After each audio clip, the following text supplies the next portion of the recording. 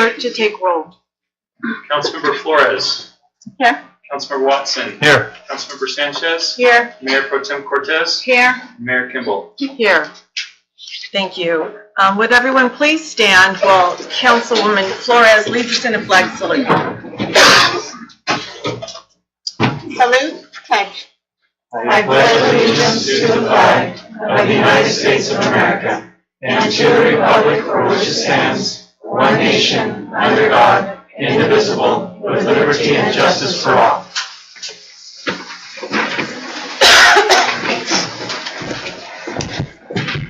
An invocation will be offered tonight by Bishop Inglesby of the Church of Jesus Christ of Latter-day Saints.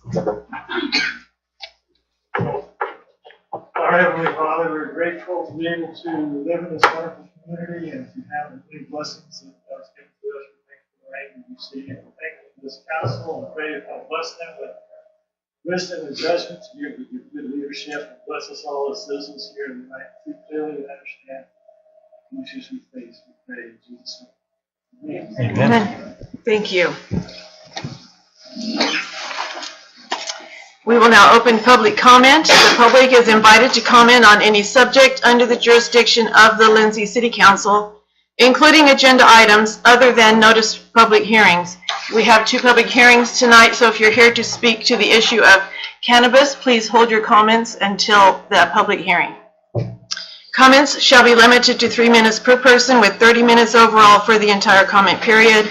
Unless otherwise indicated by the mayor, participants speak at the stand after clearly stating their name for the clerk.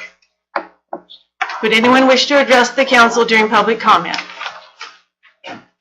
Good evening, ladies and gentlemen. Lindsay, California City Hall, Madam Mayor. My name is Eric Sinclair, Eugene Sinclair, Sinclair Oil Corporation, Sinclair Television. Regarding this last State of the Union address by the President of the United States of America, Mr. President Donald Trump, I would like to add to the list of the many humanitarians of this country to help put money into the southern border wall, and I would like to offer up as much as $3 billion.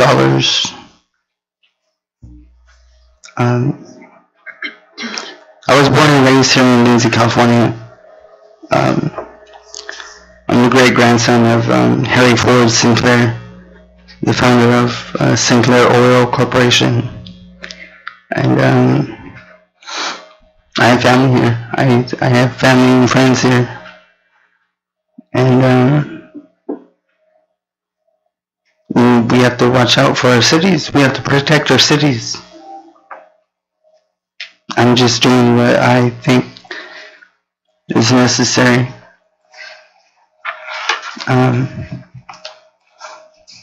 Thank you very much. Thank you, Eric.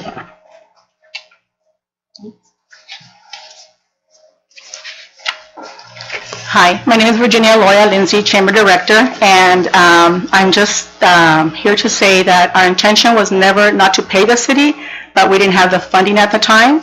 But as of right now, I'm going to hand out a $10,000 check to Mr. Bill Ziegler.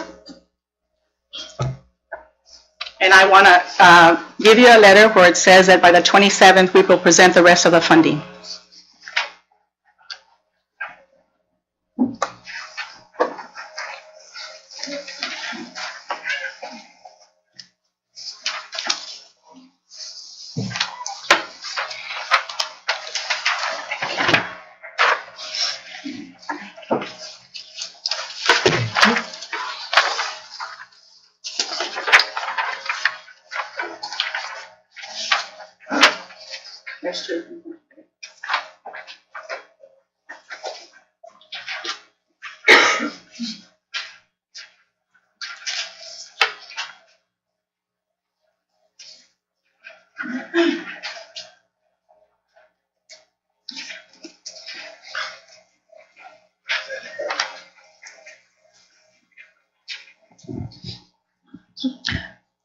Sorry, Virginia, have you finished your comment? Wait, Victor's go back. No, yes, I wasn't, I'm sorry. And that's all I need to have, that's all the information for me, and thank you very much. All right, Sorry. thank you.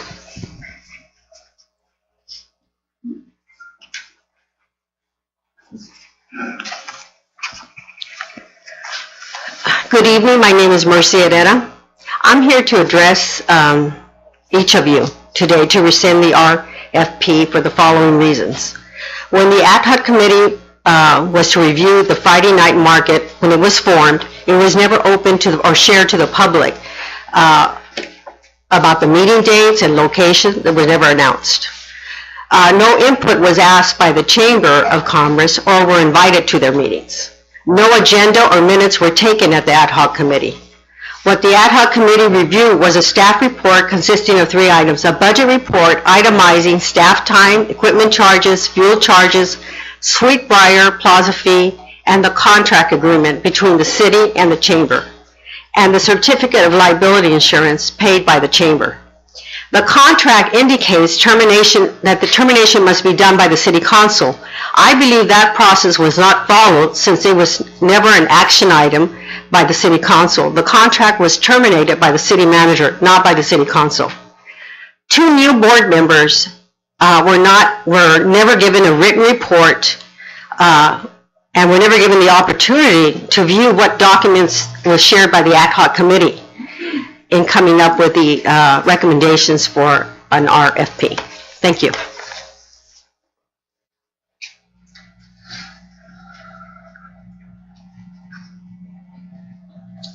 Good evening. My name is Rosa Aguilar.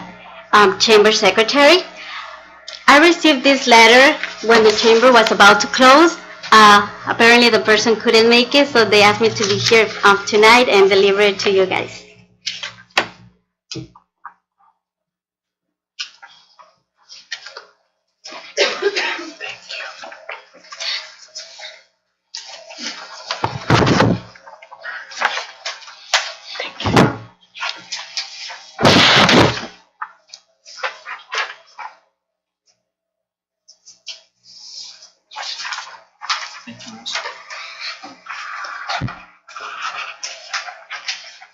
Okay, thank you.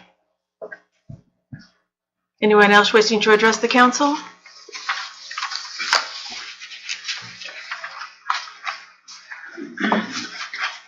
Different subject. I'm Trudy Bushman, and I'd just like to thank the council for the Lindsay Police Department. I had an experience with one of the officers on Saturday. Actually, the experience was on Sunday. He stopped me and told me about an arrest he'd made the day before while I was at an all-day conference in Hanford. And they'd made an arrest down the block, but the officer had seen the young man throw something out his passenger side window, which ended up in the tall grass by the brick wall of my yard. And he came back and found it was a revolver that was loaded and cocked. So here's 3 cheers, Officer Robinson. I'll name him. And to the grace of having Chris Hughes be the chief of police, who is just wonderful and makes the police department I'm really glad to be protected by. That's all. Thank you. Thank you.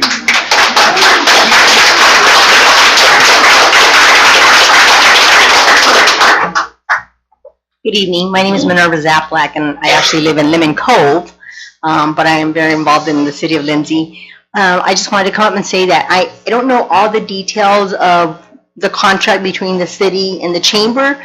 I would just like to state that I'm very supportive of the chamber. I think every city needs to have a strong chamber, and I'm hoping that all of this can be worked out. I think Virginia's done a great job in the Friday night market. I'm hoping that something will be resolved and maybe we can all come to an agreement and support the chamber and hopefully keep the Friday night market going. And like I said, I'm sorry I don't know all the details, but I hope to get caught up. Thank you.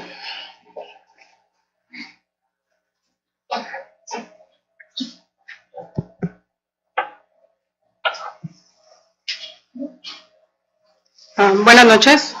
Mi nombre es Silvia, dueña de la Hermosa Furniture. Nosotros ya tenemos 15 años aquí con el negocio. Y desde que empezó el remate, nuestro negocio ha mejorado bastante, porque está en la calle donde está la mueblería. Entonces, una de las cosas que yo estoy pidiendo es que el remate siga ahí en la calle, ¿verdad?, en donde nosotros estamos ubicados, porque con el remate nosotros hemos tenido bastantes clientes nuevos, clientes que vienen desde Avenal, desde Fresno, Bakersfield y aquí alrededor, ¿verdad? Pero principalmente, pues, en esos días tenemos bastantes clientes de fuera, clientes nuevos, ¿verdad? Entonces, yo es lo que estoy pidiendo únicamente, que continúe el remate, pero en la calle donde nosotros estamos. Con eso nuestro negocio ha crecido bastante, ¿verdad? Entonces, si ya nos hiciera en esa calle, nuestro negocio bajaría bastante, porque como les vuelvo a repetir, son clientes que vienen de fuera, ¿verdad? Entonces, pues, la Cámara de Comercio en ese aspecto nos ha ayudado bastante para crecer nosotros, ¿verdad? Incluso nosotros estábamos pensando en comprar un local más grande que está en la misma calle Honolulu, a donde hace años era el restaurante El Palmar. Pero cuando ya nos dijeron que no se iba a hacer, pues entonces nosotros pensamos, pues, ¿para qué vamos a comprar un local más grande si no vamos a tener los clientes nuevos que esperamos cada año y no vamos a tener para un pago, ¿verdad? Entonces a nosotros esto nos ayuda bastante seguir adelante. Gracias. Thank you. I know that was a lot, but if you could give a quick translation. Give a synopsis of it. So this is Sylvia from Hermosa Furniture here in Honolulu. They've been there for about 15 years now. Since the Friday night market event started, business has been good for them. She's wanting to address the issue of the location of the Friday night market event and is asking that it remain in the same place. During the Friday night market, they get a lot of new people coming to their business, people from out of town. She named a few of the locations. Due to that, then they visit her during the week as well. If the event location was moved, their business would go down.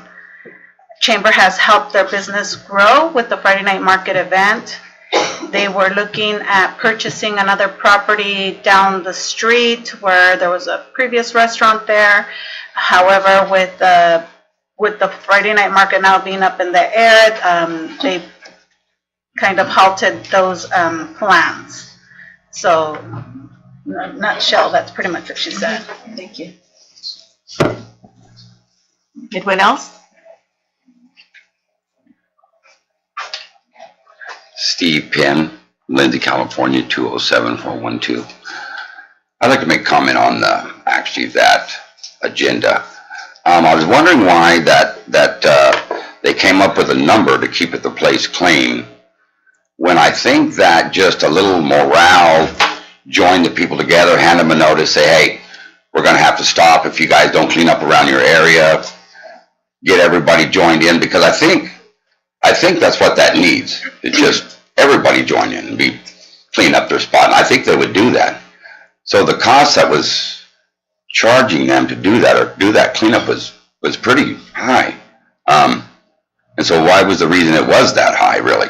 What I'm wondering. But even though city workers, everybody, it's just the high price you pay the way you have to do government stuff, I think. So I don't know what happened there, really. I mean, that puts you on the map. I would be proud of that. It might be a pain. Somebody needs to figure something out there because it's the hit. You know, I think that it is what it is for Lindsay, but it was a golden ticket, put you on the map. I think you ought to be proud of it. I think you ought to figure out a way maybe just to join everybody together and have them clean up their own mess and see how that works. And I think that would be a good thing. Thank you.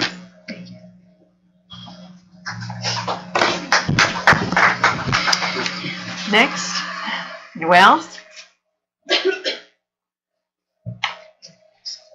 Did you say it in Spanish, please, Laura? ¿Hay alguien más que quiera hacer un comentario en este momento?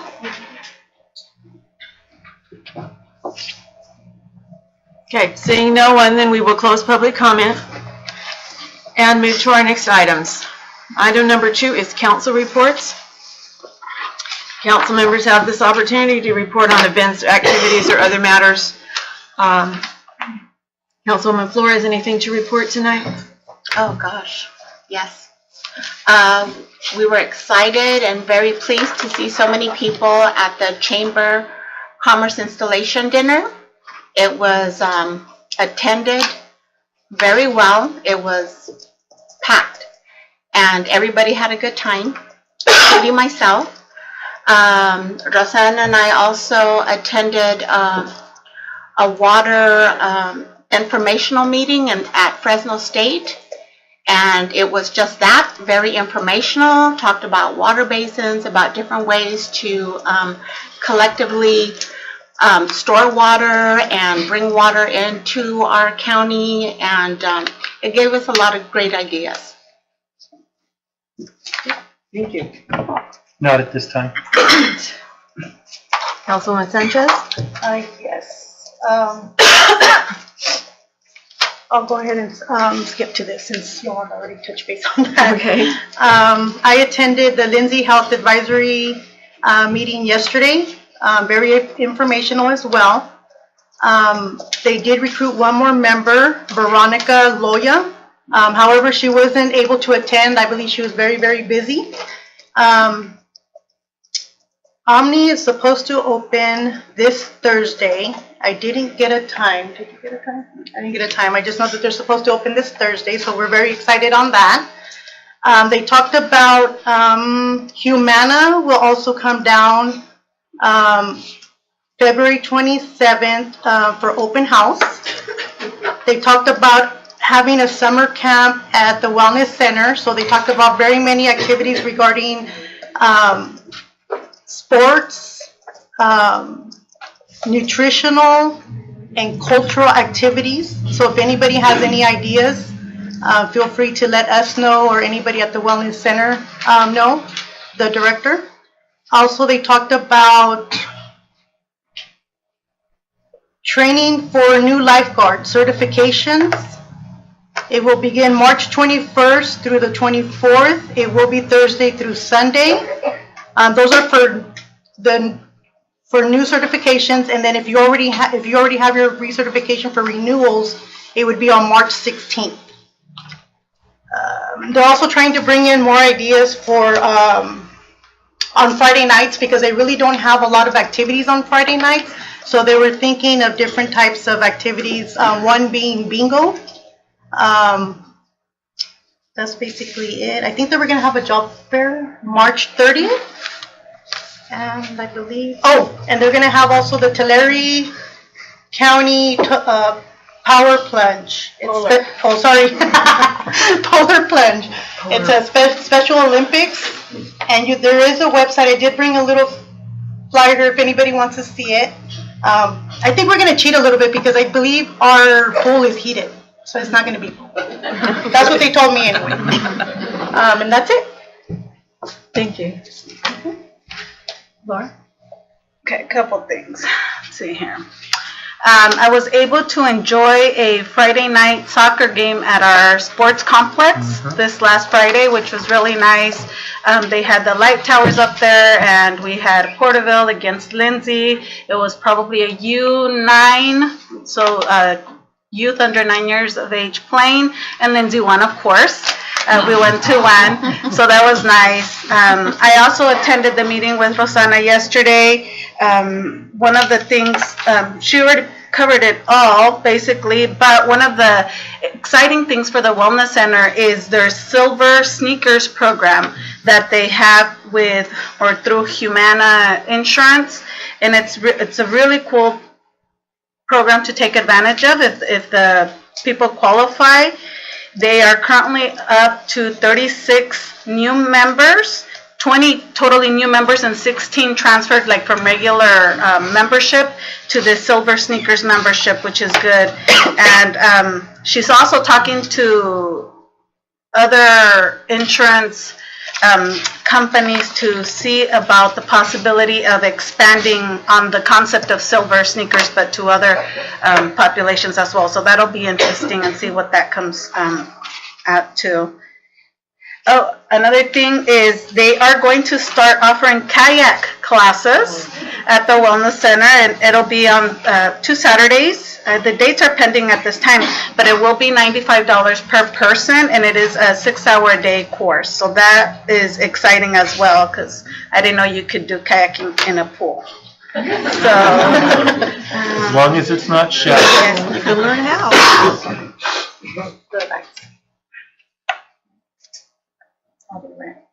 so in order for the light towers to be out there used in the evenings, the soccer teams or people interested do have to rent them out. So they do pay a cost associated to that. So it's not part of the rental fee. That's a separate fee with that. So another thing is Lisa's working very hard on developing like a yearly calendar for the Wellness Center, just to know all the different types of events that occur throughout the season. So she's working really hard on that, and we're hoping that she can get that done soon so that we can have more information, even if it's just more general, just general information out for our public so that they can see when certain sports seasons are or certain activities are in our community. So that was that. Let me see.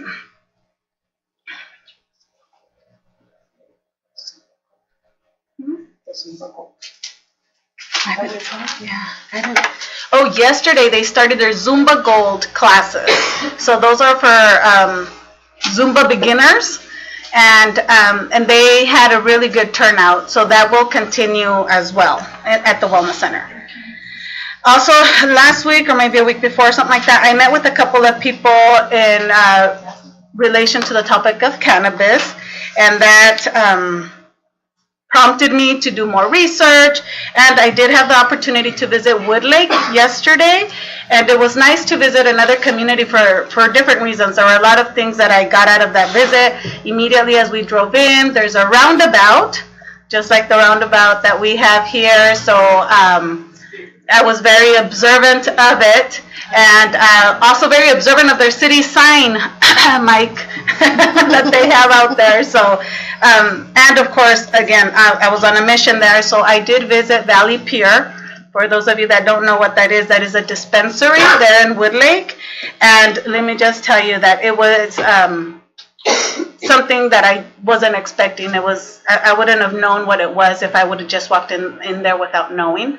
So it was a positive experience that also prompted different conversations in my household. Very educational for everybody. So that's all I have for right now. Thank you. I have a number of things, but first, something very important. We want to recognize tonight a special retiring employee, Maria Knudsen. This will be her last time here.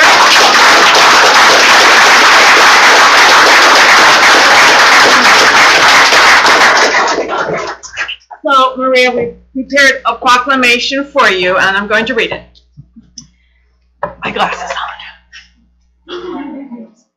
Whereas Deputy City Clerk and Assistant to the City Manager Maria Knudsen has made a valuable and lasting impact on the City of Lindsay since joining the city in September 2011. Her consistent attention not only to details of work assignments, but also to people and Lindsay events have made her a treasured contributor to the city's management team. Whereas Mrs. Knudsen's service to the community in facilitating countless community events, engaging in community outreach programs, and managing logistics for City Council and other meetings, and in helping those who come to City Hall not knowing where to go or what help they need, has enriched the city's care for and engagement with the community, whether it has been in managing the city's social media activities, greeting visitors to City Hall, or stepping in as interim finance director. Mrs. Knudsen always made others feel welcomed and important. And whereas Mrs. Knudsen's volunteer efforts witness of her giving heart and eagerness to help others, she is the Kiwanis President-elect, serves on the school bond oversight committee, has served on the housing board, is a hospital guild member, the VIEW member, Helping One Woman supporter, Orange Blossom committee member, and an LHS football chain gang member, where fans have seen her and her wonderful husband Mike moving the chains for 6 years. Whereas Mrs. Knudsen will retire on February 15th, 2019 to spend time with family, The city will greatly miss her presence. Her positive influence on the city's culture will continue for years to come. Now, therefore, the City of Lindsay formally expresses its appreciation for and gratitude to Mrs. Maria Knutson for her integrity and dedicated service to our community. In witness whereof, I hereby set my hand and cause the seal of the City of Lindsay to be affixed on this 12th day of February 2019. Pam Kimball, Mayor, on behalf of the Lindsay City Council.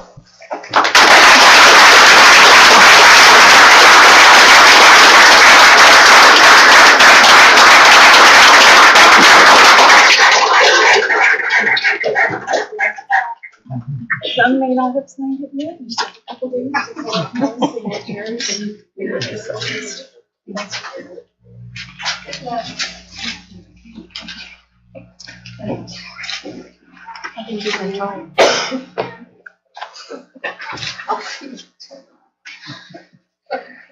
Did you want to say anything?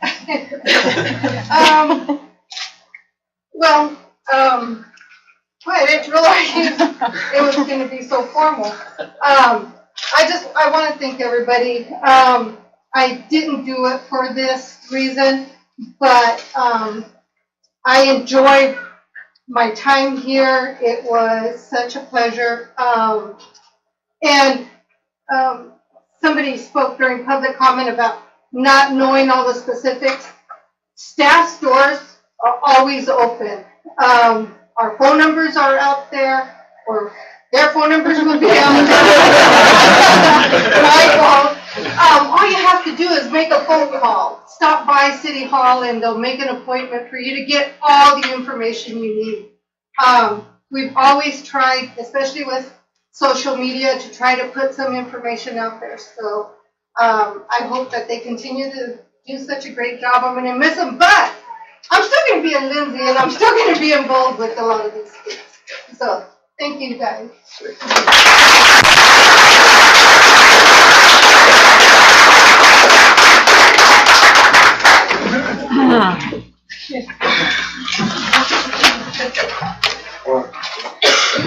All right, so a few other things. I attended Healthy Kids, Healthy Lindsay meeting last week. It was our annual meeting and included a discussion of our concerns and goals for the coming year. Some topics for further review on how these things are affecting Lindsay children and families included the following: human trafficking, juuling and vaping, cannabis, and a desire was expressed to be more informed on what's being done in the area of nonprofit food distributions and aid. I presented a proclamation lauding school counselors and declaring last week National School Counselors Week, which of course it was. I presented it to the school counselor at Jefferson School at their request at an assembly they had honoring their school counselor. It was very sweet. The City Selection Committee met and appointed Greg Gomez, City of Farmersville, as our member to the San Joaquin Valley Unified Air Pollution Control District Citizens Advisory Committee. The LAFCO member was not appointed at that meeting, but will be in May. And I attended the TCAG meeting last week. We had a presentation from the U.S. Census Bureau about the 2020 census and the challenges for getting a complete count. TCAG has once again been asked to take the lead in forming a census complete count committee for Tulare County and conducting outreach, and we approved our executive director to negotiate an agreement with the county to do that. The state provides the funding. We received final results for intersection monitoring in Tulare County for 2018. Of interest to Lindsay, or to me at least, because I'm at that intersection all the time, is the intersection at 256 and Spruce. The level of service there was determined to be an E, which is not good. It means significant delays at that four-way stop. 2 improvements have been considered, one a roundabout and one a traffic light. Both would raise the level of service to an A, but the light would shave off a few more seconds. So their plans are being, designs are being prepared to widen and install a traffic light there. There will be a TCAG retreat on February 28th. The main topic of discussion will likely be our county transit system. It's being stressed to us that the transit systems countywide have to be changed to be sustainable. Buses are not meeting fare-back ratios. Ridership is declining even as routes have been increased. TCAG staff believes we can do better, cheaper, more efficiently if the various transit agencies in the county work together, sharing some expenses, coordinating their rates and passes and so forth. We also need to look at van pools, which make more sense than buses when you have agricultural workers that are heading out to different orange groves and other locations. So all of this is really important for TCAG because we live in a state that has determined to drastically reduce greenhouse gas emissions. And this cannot be done without drastically reducing vehicle miles traveled. A recent survey has shown that after 10 years of mandating agencies like TCAG to prepare what they call Sustainable Communities Action Plans, which means how you're going to reduce vehicle miles traveled, that the state has actually increased across the board in vehicle miles being traveled. So it's not working. And transit ridership has decreased. So there's going to be the reaction from the state appears to be a doubling down, and transportation money is going to be even more tied to reducing emissions. And there will be legislation that impacts our communities. So we need to stay informed about it. And that is my report. We will move on to Ireland for a school report. Here are some of the events that have happened or will be happening at Lindsay High School very soon. Last week was dedicated to FBLA, in which the club had dress-up days throughout the week. On Saturday, February 9th, learners involved with FBLA attended a competition in Visalia at Redwood High School. Many learners plan to go to state for their excellent performance in the competition. There will also be a blood drive February 14th in the LHS gym during school hours. Anyone in the community is welcome to participate. Ag Pathways will be attending the World Ag Expo on February 13th. Also, girls softball, they have a fundraiser going right now called Lindsay Cards Hit-a-thon. So if anyone's interested in participating in that. Some athletic updates would be basketball is now over. Girls soccer on Wednesday the 13th, girls soccer played their first playoff round against Cesar Chavez at Lindsay High School. And it's bye week for boys soccer this week. Baseball is starting up, so there's going to be a baseball varsity game against Central Valley Christian Academy on February 13th. Softball on February 13th, softball girls will be having their first scrimmage game against Mount Whitney, and there will be a boys tennis match against Exeter on February 13th. And that's an update what's happening at Lindsay High School. Thank you, Ireland. I just want to say, before we move on, I appreciate everyone here tonight. We're sorry that it's standing room only. There's a few seats in front if anybody needs to take a seat. But it's good to have so much interest here tonight. Bill? Thank you, Madam Mayor. Mike, would you show the slide with the sign-in card? Staff would ask council to consider whether or not they'd like to have sign-in cards for public comments, primarily to help us get names and topics for the minutes. We don't always get them effectively, and many other councils do this. And so this is the general format that staff would propose to you: name, date, topic, optional number. And there's no obligation to do it, but they would complete the card would be passed up to the mayor, and then she could invite each person to come up and provide their public comments. Do you have any thoughts one way or the other, council, about whether or not you'd like to have that? I think this is working effectively with people coming up, because the thing is, some may come in late and they won't have a chance to complete those cards. So I think this, the way it is, the way it stands, is a good idea. Now, in that scenario, they can still go ahead and come in public comment. Yeah, so if they did happen to come in late, they would still be able to come and, in public comment. I think this is just to help us to provide some transparency and accuracy when it goes to printing down exactly what was said and who they were. Is that correct? Yeah, we're just not getting the names right all the time, and it was just a thought, it's a pretty common practice, and we wanted to suggest it to you, and just see what your thoughts were. I think if it helps the clerk, it's valuable, and that it could help me to recognize if there's someone that needs to address us in Spanish and be prepared for that. That could be a plus. So I'm missing names and misspelling names in the minutes, which is why I asked for the cards.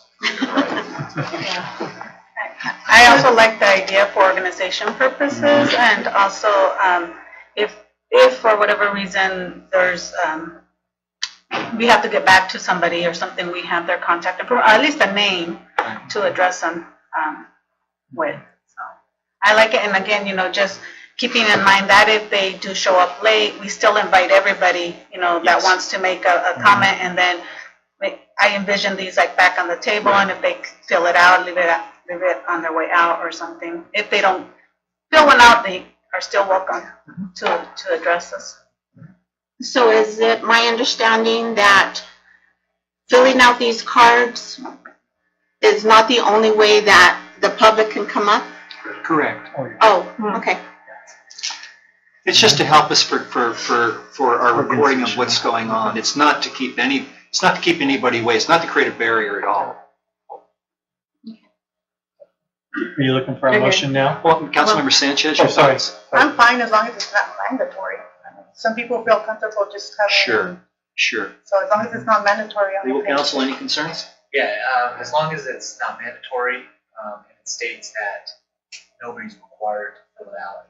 If you don't want to fill it out, you don't have to fill it out. So it's just for convenience. And it's indicated as so on there. Speakers are not required to fill out this card.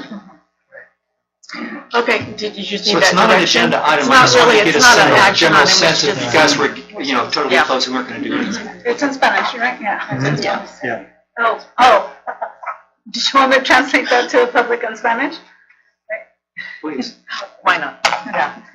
Ahorita de lo que se trató es de que para colectar los nombres correctos de las personas que vengan del público y hablen con el concilio, estamos sugiriendo utilizar esta forma donde ponen su nombre completo y el tema del que van a hablar y su número de teléfono, y la razón para esto es para tener su nombre correcto cuando se escriba en los minutos de las juntas. No es obligatorio llenar esta forma. Si llega tarde a la junta y quiere hacer un comentario público, no tiene que llenar esta forma, puede venir aquí al frente y hacer su comentario, pero para poder nosotros tener la información correcta, su nombre correcto y de qué se trató el tema, es conveniente para nosotros tener esa información. Entonces, no tienen que llenarla, pero se sugiere que lo hagan para tener la información correcta. Thank you. And to continue, Council, last week, staff got to meet with the Councilmember Sanchez and Flores with Supervisor Crocker. They had arranged the meeting due to some work that, great initiative, due to some work that the city's going to do out in the Pagemore area. And they got Supervisor Crocker to tentatively agree to help us with the paving where we need to do some work out there in Pagemore, which saves us money. So thank you for your initiative on that. That was awesome stuff. So thank you. Ellen Blummer, I think I've mentioned to council previously, wants to commission an arbor project. She wants to be able to honor her husband Eldon and her brother. Unfortunately, the cost of things is astronomical when the government gets involved. And so there was a bit of sticker shock, but she's come through and followed up. And she has the cost of what things would cost. And she wants it to be a 40-person arbor. She's a long-term Kiwanian, so that the Kiwanis might possibly be able to do meetings and things out there, barbecues and such. And the total cost is $30,000, believe it or not, the cost estimate. And so she wanted us to know that she wants to move forward with that. She's going to try to do some fundraising herself. And if you know folks that'd be interested in helping Ellen do this, she'd be very grateful. I know she's passionate about this, and she'd like to see it done before, she moves on. Kiwanis Park play equipment. The Kiwanis have been patiently waiting for city staff to install some play equipment items that they had purchased. And they have some grand ideas for what they'd like to do out there to benefit our kids. Kiwanis are about kids. And teeter-totter was purchased and a few other items. And while this was happening, staff attended some conferences and determined that legally we have greater open areas that must surround each piece of equipment. We thought we could just drop these things in there when it was first discussed. And so the area has to be expanded. We have irrigation in there, a variety of things that have complicated things. Mike has been working with some contractors to see of an inexpensive way to expand the footprint. So if you know where the play area currently is in the city park, it would be on the south side and adjacent to the sidewalk that goes west. That's the least expensive way to do. And he can do it in such a way that we can expand for this. And there's a vision to potentially have more swings out there as well, and some other things. It's exciting that we have some volunteer groups that want to step up and help with this. And so Mike, he may not know this, but he's going to be updating Kiwanis pretty soon on where he is with this and provide some timelines when he's not working on roundabouts and soccer complexes and everything else and street repairs. We're doing fine with our water system. We're not moving a lot of water through the water plant due to the lack of demand, the lower demand. Our tank levels are up, which is really great. The wells are doing fine. Lots of good stuff going on. The test well project is moving forward. We may see some people out there preparing to start their drilling tomorrow. We'll see how the weather interacts with that. Roundabout project, phase 2 is underway with the majority of the concrete work completed. Phase 3 transition was done yesterday, and so people are actually able to go around this now, and the current project will be the southeast corner of that where the residential area is. But we're working hard to get that wrapped up and communicating quite a bit with district staff and Jefferson staff, and it's going well. Contract City Engineer Jeff Coward of Quad Knoth QK will be representing the City of Lindsay on the State Route 65 Sustainable Corridor Committee. They're looking at ways to beautify the corridor and things that are mutually beneficial to the communities that are along there. So he will be representing the City of Lindsay. Building permits, we've issued 17 permits in December, total valuation of a little over $384,000. Fees collected were just a little under $11,000. I've got some details for maintenance update. I know Councilmember Cortez is interested in that. I'll share the details with you via an email to not take too much time with our public and council here. You've mentioned Omni opening on the 14th and Humana Silver Sneakers. Lisa's doing a great job in the recruitment for that, and people, good things are happening out there. And I think I will stop there unless council has some questions for me. Questions for Bill? All right. Thank you, Madam Mayor. Bill. Our next item is our consent calendar. These are routine items that may be approved with one motion unless the council wishes to pull something for discussion. We have approval of city council meeting minutes for January 22nd, the warrant list for January, treasurer's report for January, temporary use permit number 1902 for a circus at Lindsay Food Mart, and Lindsay Hospital District ingress and egress and pipeline easements. What action would the council like to take? Move for approval. Been moved by Watson, Second. seconded by Cortez. All in favor? Aye. Aye. Any opposed? Motion carries. Speaking of the Kiwanians, we have here tonight some Kiwanians and the group they sponsor at the high school, the Key Club members, and they have a presentation to make to us at this time concerning a Harvard Park survey.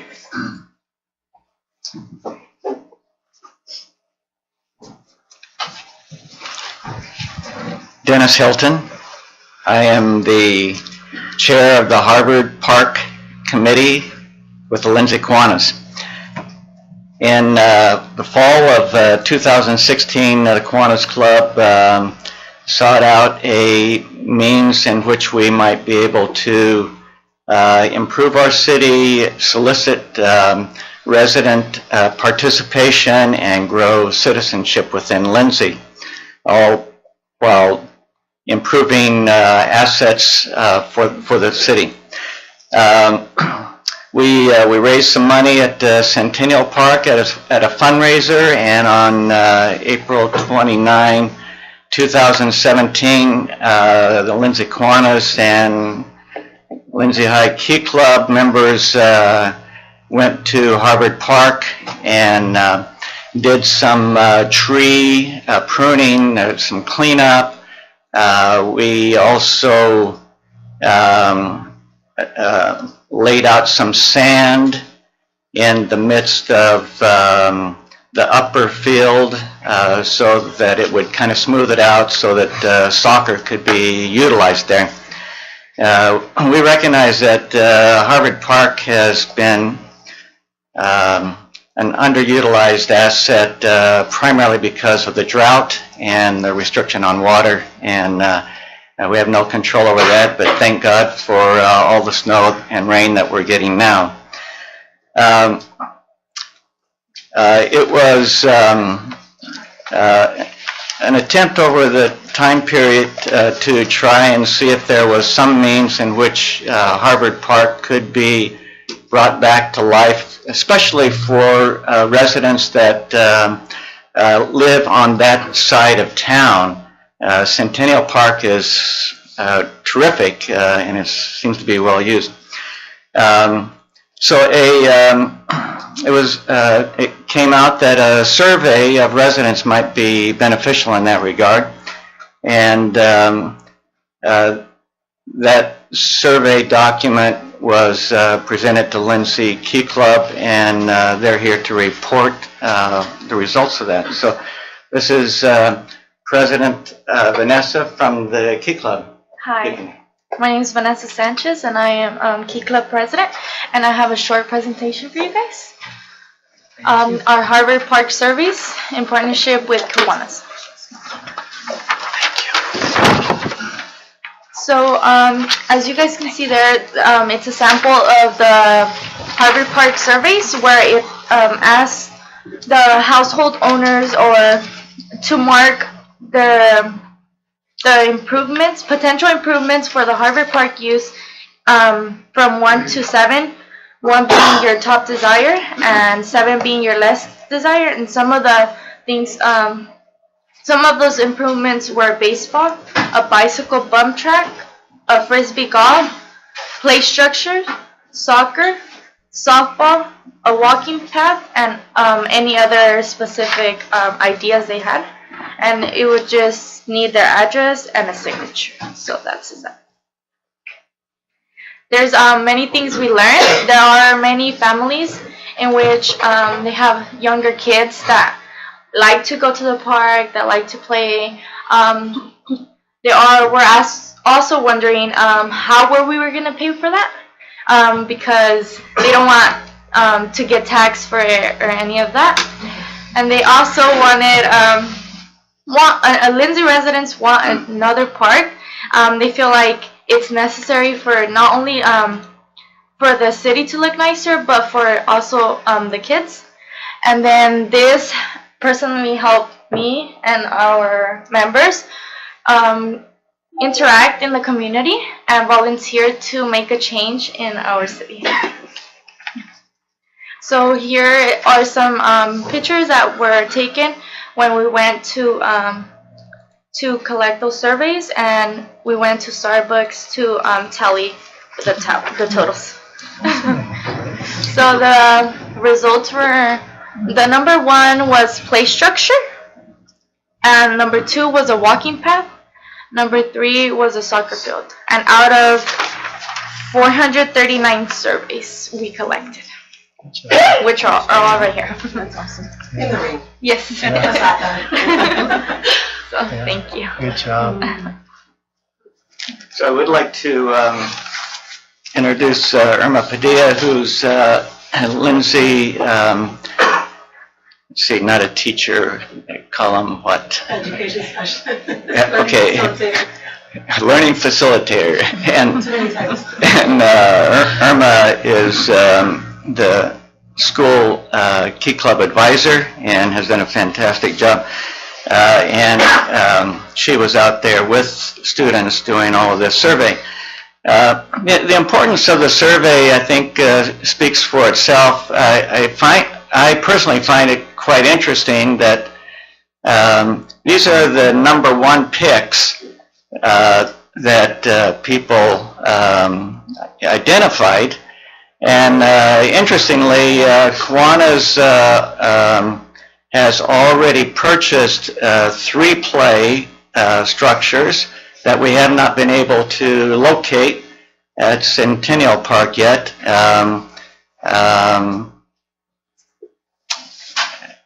That was the intention, for it to go to Centennial Park, but Harvard Park doesn't have any irrigation to be concerned about, right? We don't water anything out there. Wow, 3 play structures could satisfy something right away. Soccer, I told you that we attempted to do something before. There's no way to compete with the current sports complex out there now, which is absolutely beautiful. But for another field that doesn't get irrigation except for this time of the year, just to be able to do what we did 2 years ago and provide that sand to level it certainly provides the #3. And one of the reasons why we did the cleanup was in anticipation of trying to get a walking path there. It makes it safer for parents to bring their kids out if they are straying. There's fencing there. One of the issues in that park is the multi-level, and but that's not to say that a horseshoe walking path could not be developed on the same level. And so we're here tonight to provide this information to you, indicate that there are 2 significant organizations that have an interest in Harvard Park. We've demonstrated that. We anticipate working together and soliciting community members to join us on work days. We, as a club, Kiwanis, have been able to raise money, and we're looking for ways to be able to utilize that. 2 years ago, in talking with staff here, to do a decomposed granite walk path, it was a $3,200 cost out at Centennial Park. I can tell you we have more than $3,200 that we could do something for a walking path at Harvard Park. But, as a nonprofit, we have the ability to, pull in some other resources, where some business organizations might be willing to do something for a nonprofit that is doing something for the community. And so, just to, I'm hoping as a result of all of this that we would develop a dialogue and a staff assignment that would be able to allow us to pursue the interests of the residents that is being demonstrated by this survey. So, Thank you, that's all great to hear. We appreciate that, and we will surely follow up on this. Right? Any comments? Yeah, this is just a wonderful example of how to get our learners engaged at a younger, age, to help them understand how civics and positive community involvement works. I mean, this is just a beautiful example of this, and I'd like to suggest that we form maybe an ad hoc committee, which I'm happy to be on, to explore partnering with Kiwanis, Key Club, and being able to develop Harvard Park. And I even have, I've had an idea for some time about another location as well, but this would be Harvard Park would be a great start. And so I would be happy to suggest that. Before we do that, and Bill might have suggestions on how best to follow up with this? Well, certainly I have a relationship with Dennis, but I know he's frustrated because he's looked for things to happen out there, and our financial realities sometimes enter in, but that's really the biggest obstacle. I would be happy to meet, and if, are we able to form an ad hoc committee without it being an agenda item? It should be an agenda item. It should be agenda, so if, with council's permission, I'll bring it back for an agenda item, get a couple of council members. I know Councilmember Sanchez, you're passionate about the things happening out at Harvard. So how about we do that? We'll bring it back and we'll get the ad hoc going, and they can meet with Dennis and however you want to engage the community there and move this thing forward. It's exciting. I just wanted to say or make a comment. April 22nd is Earth Day. I mean, we still have about almost 2 months to go. Yeah. And so if, that ad hoc committee, once we form it and get together with you guys, I think that there's an opportunity for a big community event there. No kidding. Yeah. So. That's great. Awesome job, guys. All right. Thank you. Thank you very much.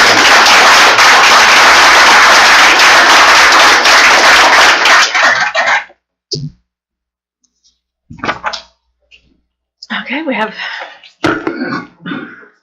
another presentation tonight. This one will be given by Officer Adriana Nave on the car seat program, and we just want to note that Adriana was Citizen of the Year this year. Hi, thank you. Hi, Adriana Nave with the City of Lindsay. I'm just super excited about our car seat event. It's going to be this Saturday. Where's my little... The Lindsay Police Department of Public Safety currently has 2 certified car seat technicians to assist the public with the proper installation and use of child passenger restraint systems. These 2 officers are available to answer questions, check seats for proper installation and use, check for recalls, assist with community outreach, and help at car seat checkup events throughout the Central Valley. About the program, car seat technicians receive 42 hours of initial training and are required to complete additional continuing education during each 2-year recertification cycle. All services are offered free of charge by appointment, it's preferred, or walk-in basis depending on officer availability.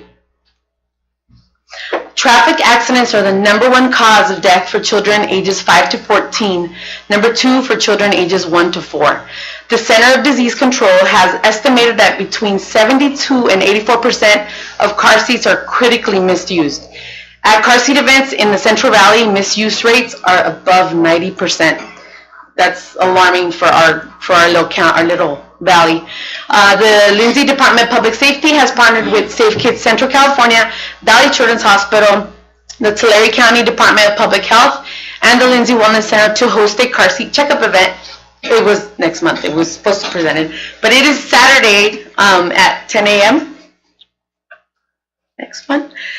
This event will be held Saturday, February 16th from 10 a.m. to 1 at the Lindsay Wellness Center, 860 North Sequoia. All services are free of charge and do not require an appointment.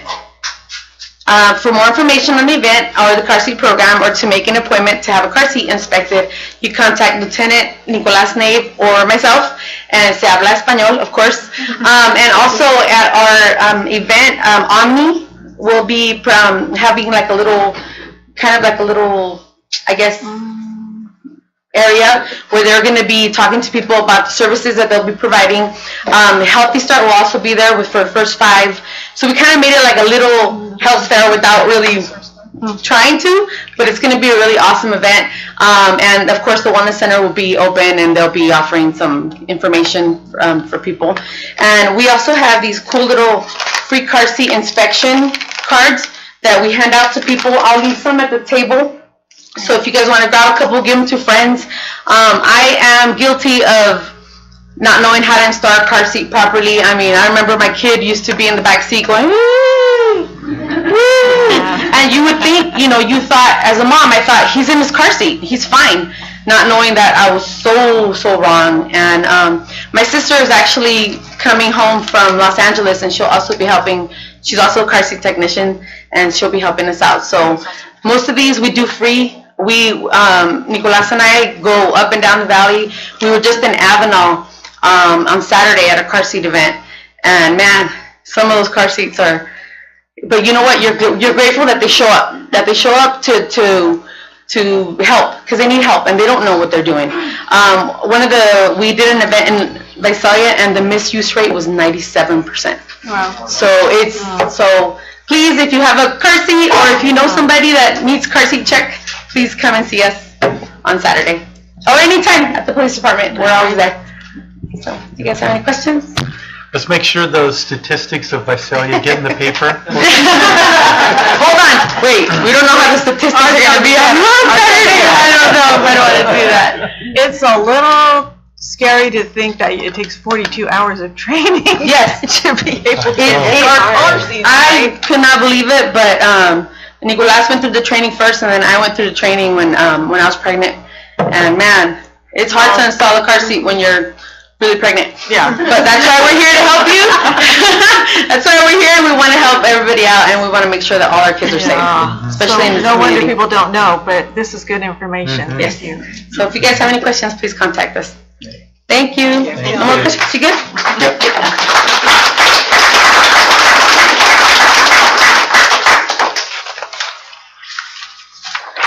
All right. Item 8 is a public hearing. Ordinance number 570, amending Chapter 18 of the Lindsay Municipal Code, allowing for cannabis businesses in permitted zones with a conditional use permit, and this will be presented by Bill Ziegler, City Manager. Thank you, Madam Mayor. I want to clarify both of our readings tonight are the first readings of these ordinances, which is why there's a public hearing. We'll see if council has comments on this. The public would have the opportunity to speak.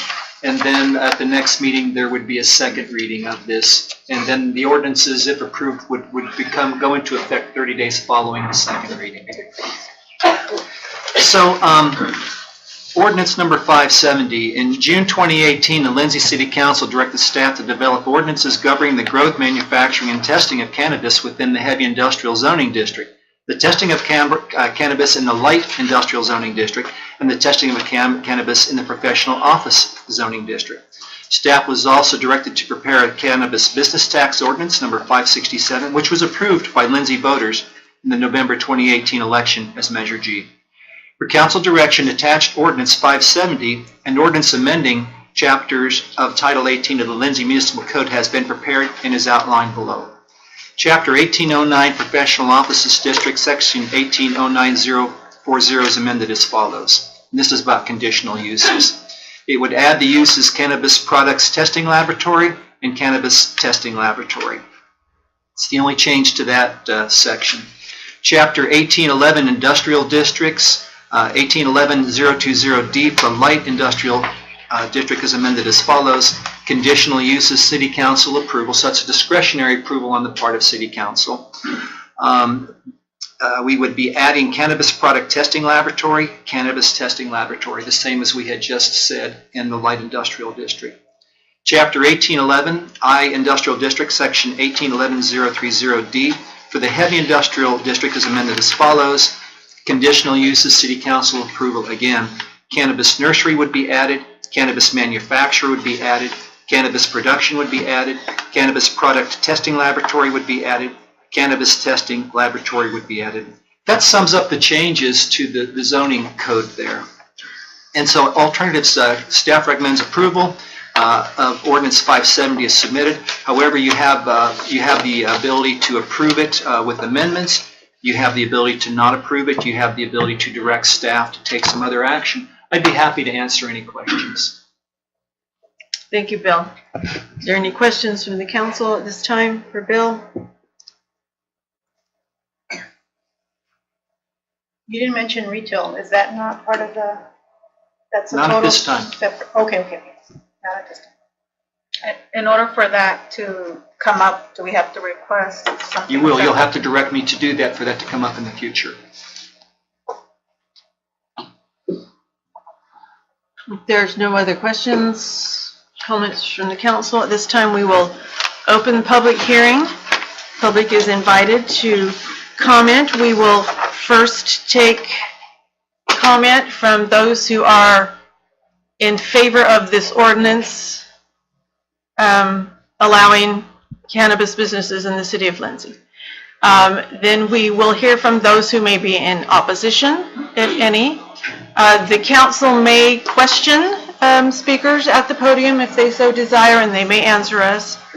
Following that opportunity for both proponents and opponents, there may be rebuttal from proponents, followed by rebuttal from opponents, if desired, and then the public hearing will be closed and the matter brought back to the council for discussion and possible action. So with that, I will open public hearing and invite those who wish to speak in favor of this ordinance to come to the podium, offer your name, and make your comments.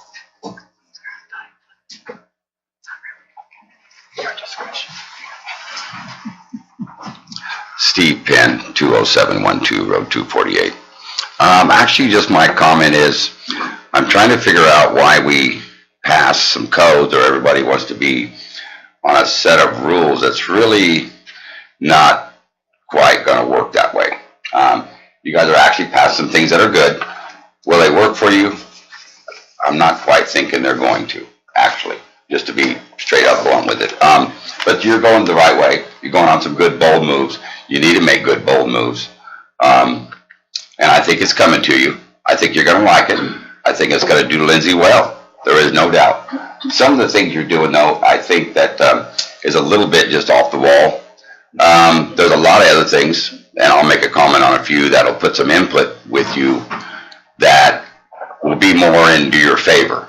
A lot of these things here, pays by the square foot. It don't pay nothing really, but it does pay. I mean, it's still another avenue. It's still another workforce. It's still whatever you want to call it. It's still people in action, and that's the main thing. But some of the things I think are just a little odd. But I'll make some comments on the next one. Thank you. Any questions for Mr. Steve? All right. Anyone else? Yep. Greg Sheldon, 88 North Wilford Drive, Porterville.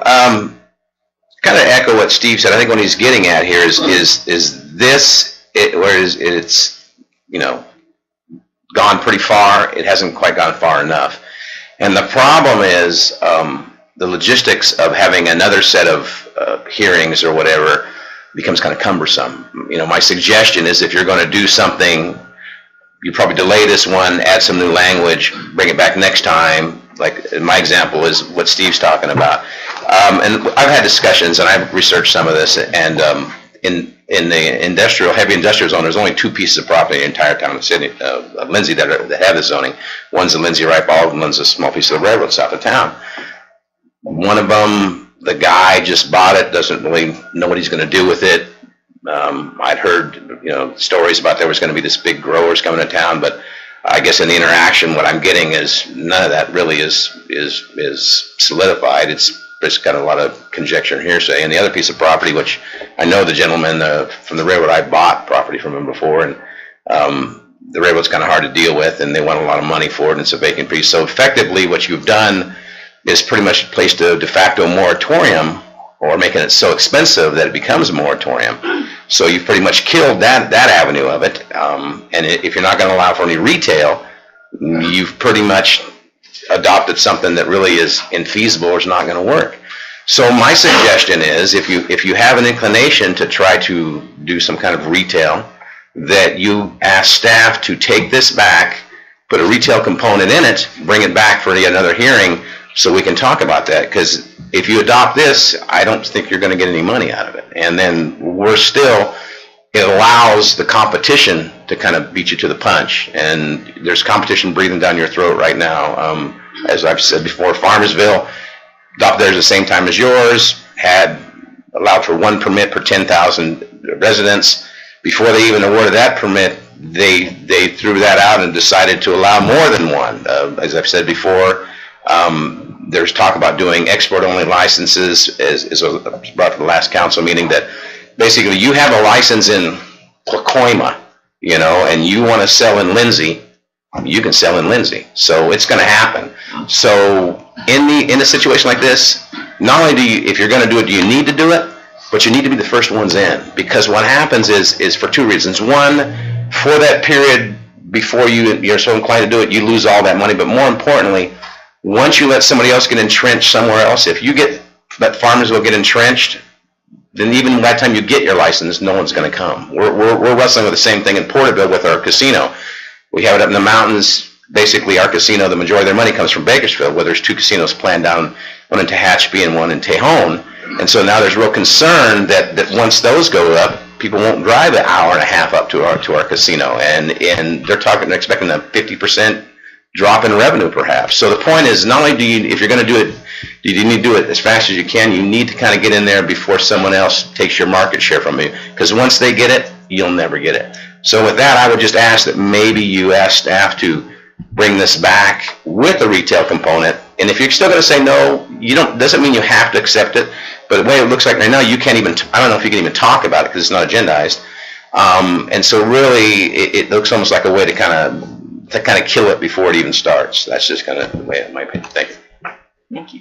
So you're kind of an opponent.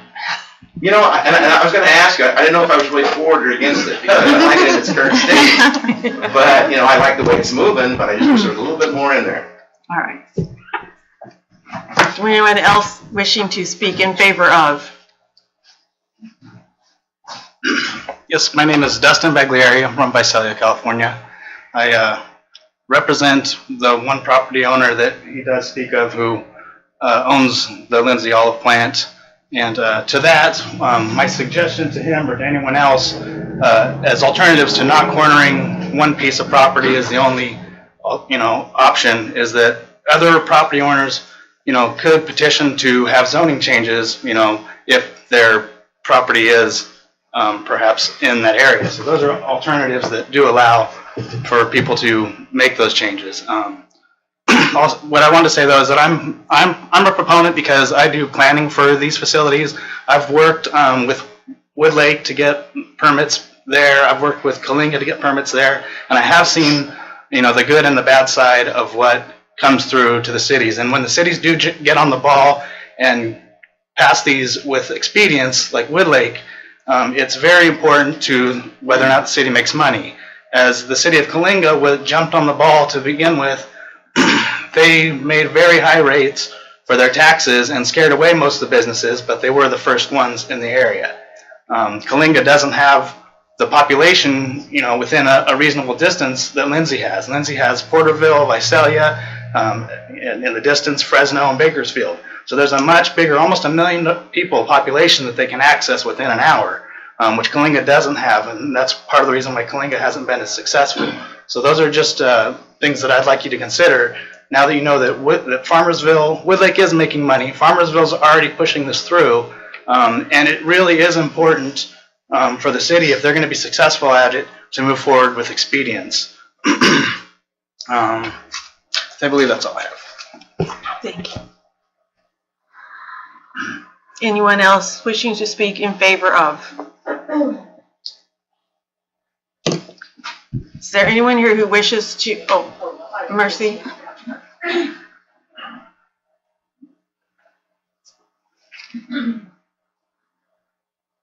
I'm not familiar with the rules, but I'm in favor of it. And I do favor the thing about retail because I think that would be a way of drawing some revenue for the city.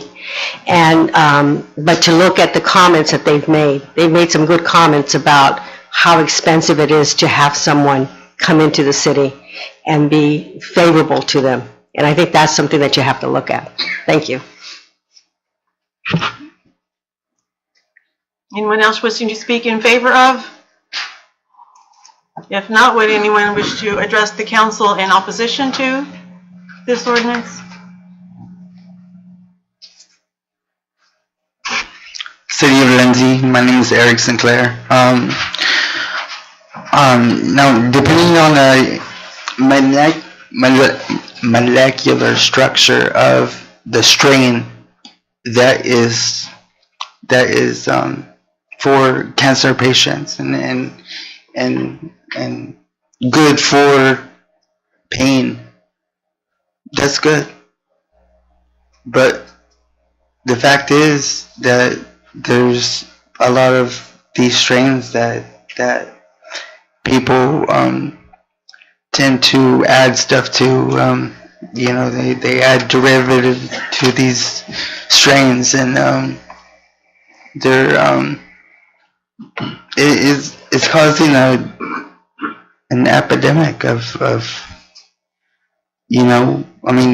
we gonna, at the same time we have money revenue coming from one aspect of it, and then on the other aspect of it we have people getting addicted. Are we gonna, at the same time as this side launches with the marijuana, at the same time are we gonna start pushing for people to start becoming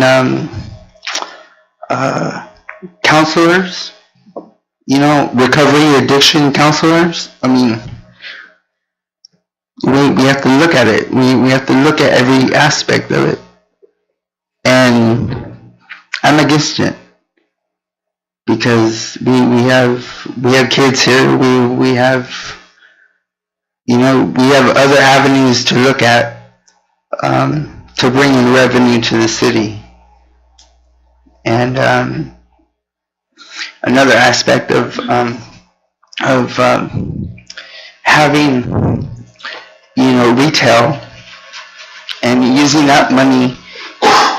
those monies to fund certain accounts here in the city, we won't be able to be granted certain grants from the state of California, because they will look at that monies that's involved in those transactions with the marijuana type of money join in. They won't grant us those grants because it's technically dirty money. And I'm not involving me or myself with dirty money. Thank you very much. Anyone else wish to address the council in opposition?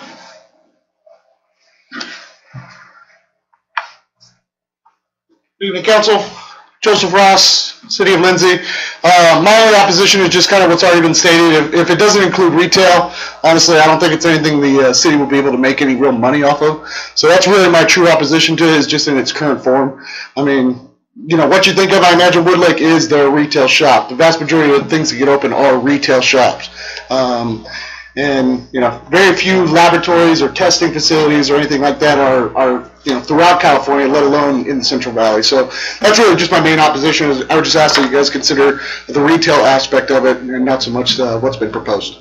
Thank you. Anyone else?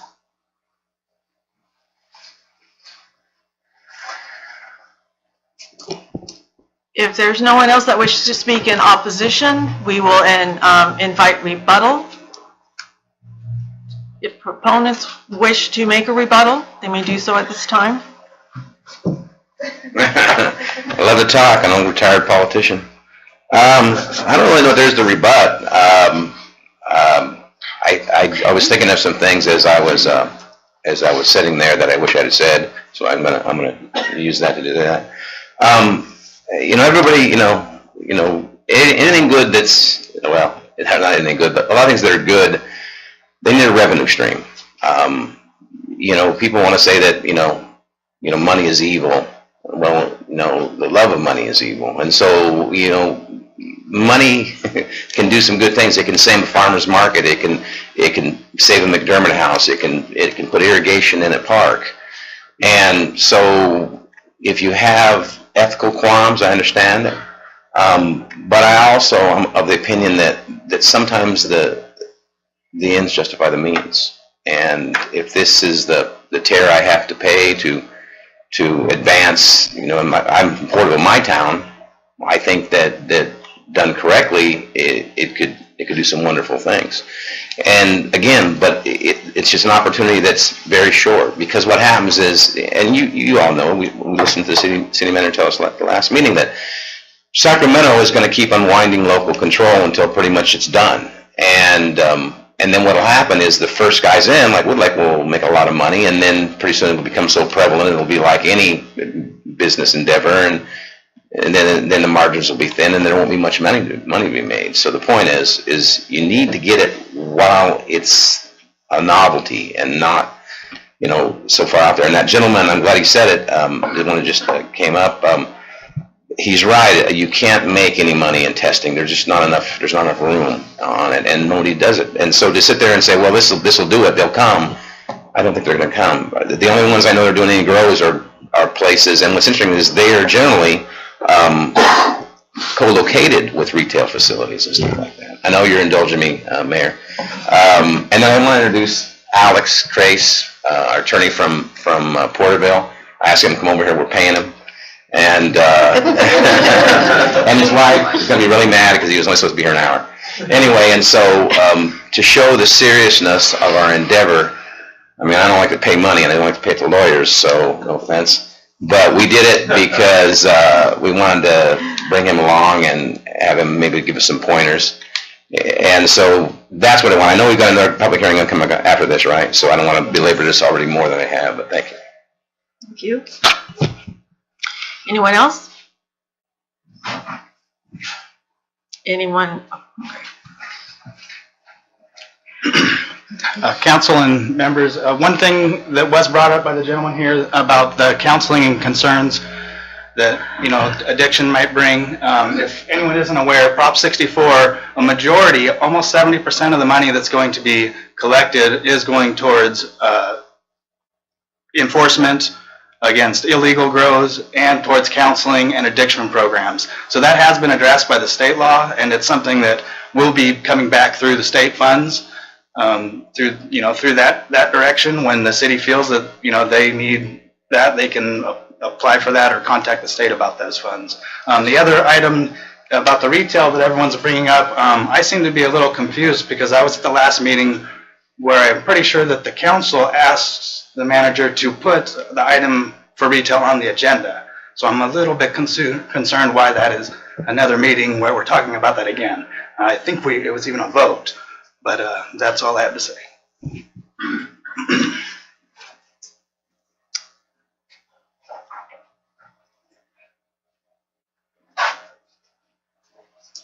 Steve Penn, Lindsay. I think there was a lot of good points brought up here. I met Eric that he represents, and I think there's a lot of good avenues there. But there's one thing that that's really important here is that it is here and it's coming.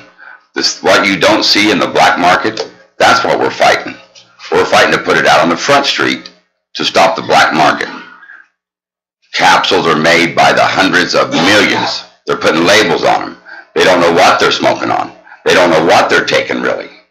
Even though it has all that, that's the way it's done. Your gray market in Lindsay is right here, and it's thick.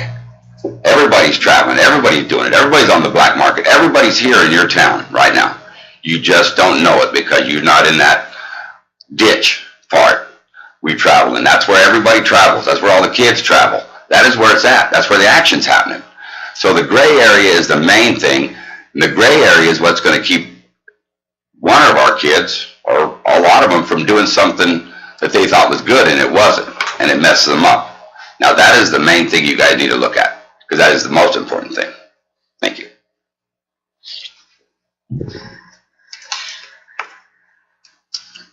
All right, any rebuttal from opponents?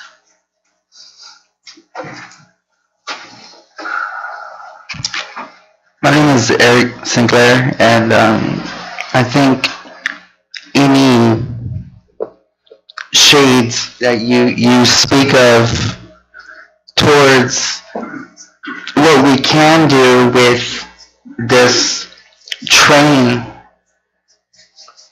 needs to leave. We're doing a good job here in the city, and the things that I don't want to do, I don't want to bring anything bad to the city, and I'm not gonna be for it. I'm against it.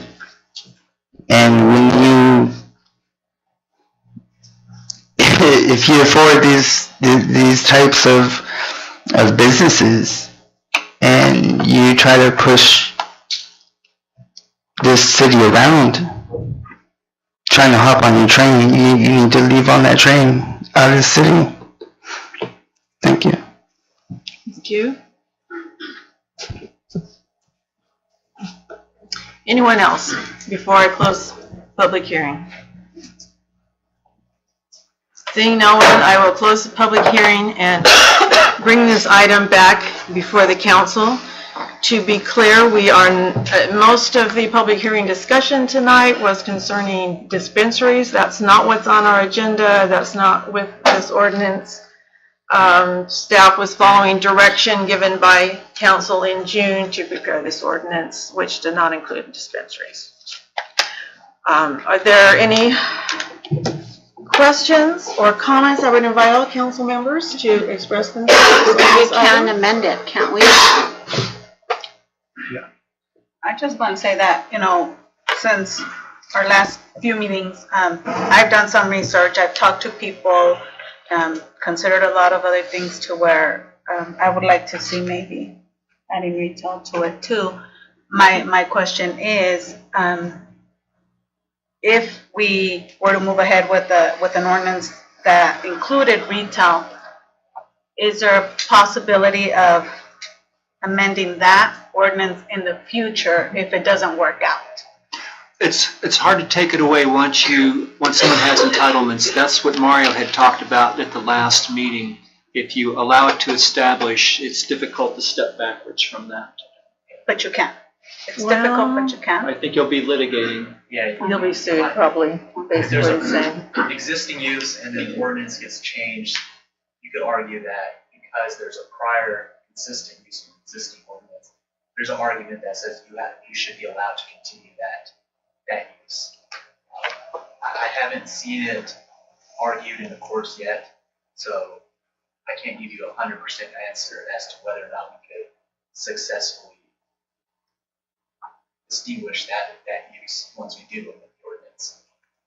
Is it correct in saying that we could do an amendment to add it to the existing? And then we could decide if we want to go forward after it's approved? The approval. If you approve it, you approve You it. approve it, you're done. I would just- Right, but remember, there's always restrictions on the location, right? Am I correct? And that's what council would have to talk about. So if from this council's desire is to add retail, I'll need to visit with you to see where acceptable locations are and where acceptable locations are not with zoning district. It's not hard to do, but I think you'll need one more study session sort of meeting to determine, because I can put it out there, but it may not be what you want, to make sure that I'm doing it the way that you want to do it. But we can absolutely amend this. You can table it. You can close the public hearing, you can table it, and direct staff to bring in new elements to it. Well, I would like to add it to the existing. I was And under the then- impression, I'm sorry. Go ahead. Sorry, go ahead. Oh, I would like to add it, and then down the line, we could see what the restrictions will be. And then at that point, we could discuss it. I just wanted to say I was already under the impression that we were going to talk about the retail since I brought it up in the last meeting. Because I did bring it up in the last meeting. I asked Mario. Well, I thought we had a vote on it and agreed to bring it forward as it's been prepared and consider adding it in the future as an amendment. Okay, well, change my mind. I want it. I'd rather have it added on now and not postpone it any longer, because the longer we postpone it, I mean, when is it going to be approved? Like I think it needs to be expedited. I mean, even have special meetings if able to do so. Because I feel it's just like we're talking about it and we're going round and round and round. It's either we're going to approve it or we're not. with or without retail, but we can't keep tabling it and bringing it back and adding and taking out. Well, if we're going to add amendments to it, if that's the decision that the council makes by vote, we can take a vote when if we have a motion, then it will need to be tabled so that staff can work on that, to add that language. Is that correct? Because we need to decide where we want the retail. Because we're talking right now about That could zoning be and discussed that. afterwards. Right. Right. I get that, but we can have special meetings, right? We don't have to wait till the next, council meeting You can, to but- wait for that. But we still need to talk about where you want to have it. And we'll do whatever council wants to do. If you want to have a special meeting to talk about the location of retail facilities, we can absolutely do that if that's a schedule that you can all agree to. If you want to bring it up and discuss the location at the next council meeting, we can do any of that. But I think you do want to weigh in. You want to see a map. You want to see places that are appropriate and places that you don't want to see it. There is a requirement that it's got to be at least 600 feet from schools, for example, the retail. And there's some other restrictions. And the side component to this was the zoning ordinance component of it. The next public hearing item was going to be the business ordinance. And so if you decide that if you vote and you decide that you do want to include retail, staff's recommendation would be that you table that item since the retail would need to be addressed there as well. Okay, and how soon would it take for you to find out on the zoning? Does it normally take a long time to find out, or There's no finding out. or where you can? I have ideas already, but Okay. I haven't shared those with you, and you We haven't need to given me discuss feedback that. on those ideas. And you may have ideas that are different than what staff would present to you. In some cases, for example, people would want to handle this like you might adult entertainment, and you put it in fringe locations. In other scenarios, you might want to locate it downtown where it's visible, it's in the light, and you have to make that determination on the sorts of places that you want to have it. From that, with that direction from council, staff can then put it in amend the appropriate zoning code to allow that, and then through the business license portion of it, put whatever requirements you want in there to control the retail sales of it. But it's very doable, but we do need to talk a little bit more before we just run it through.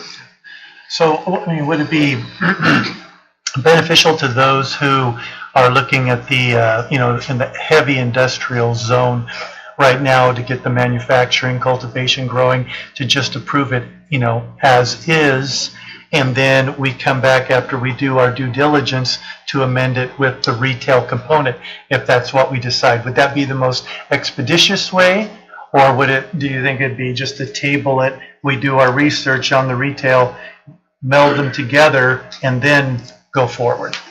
What's going to drive it is how much time you folks need to talk about retail. Right.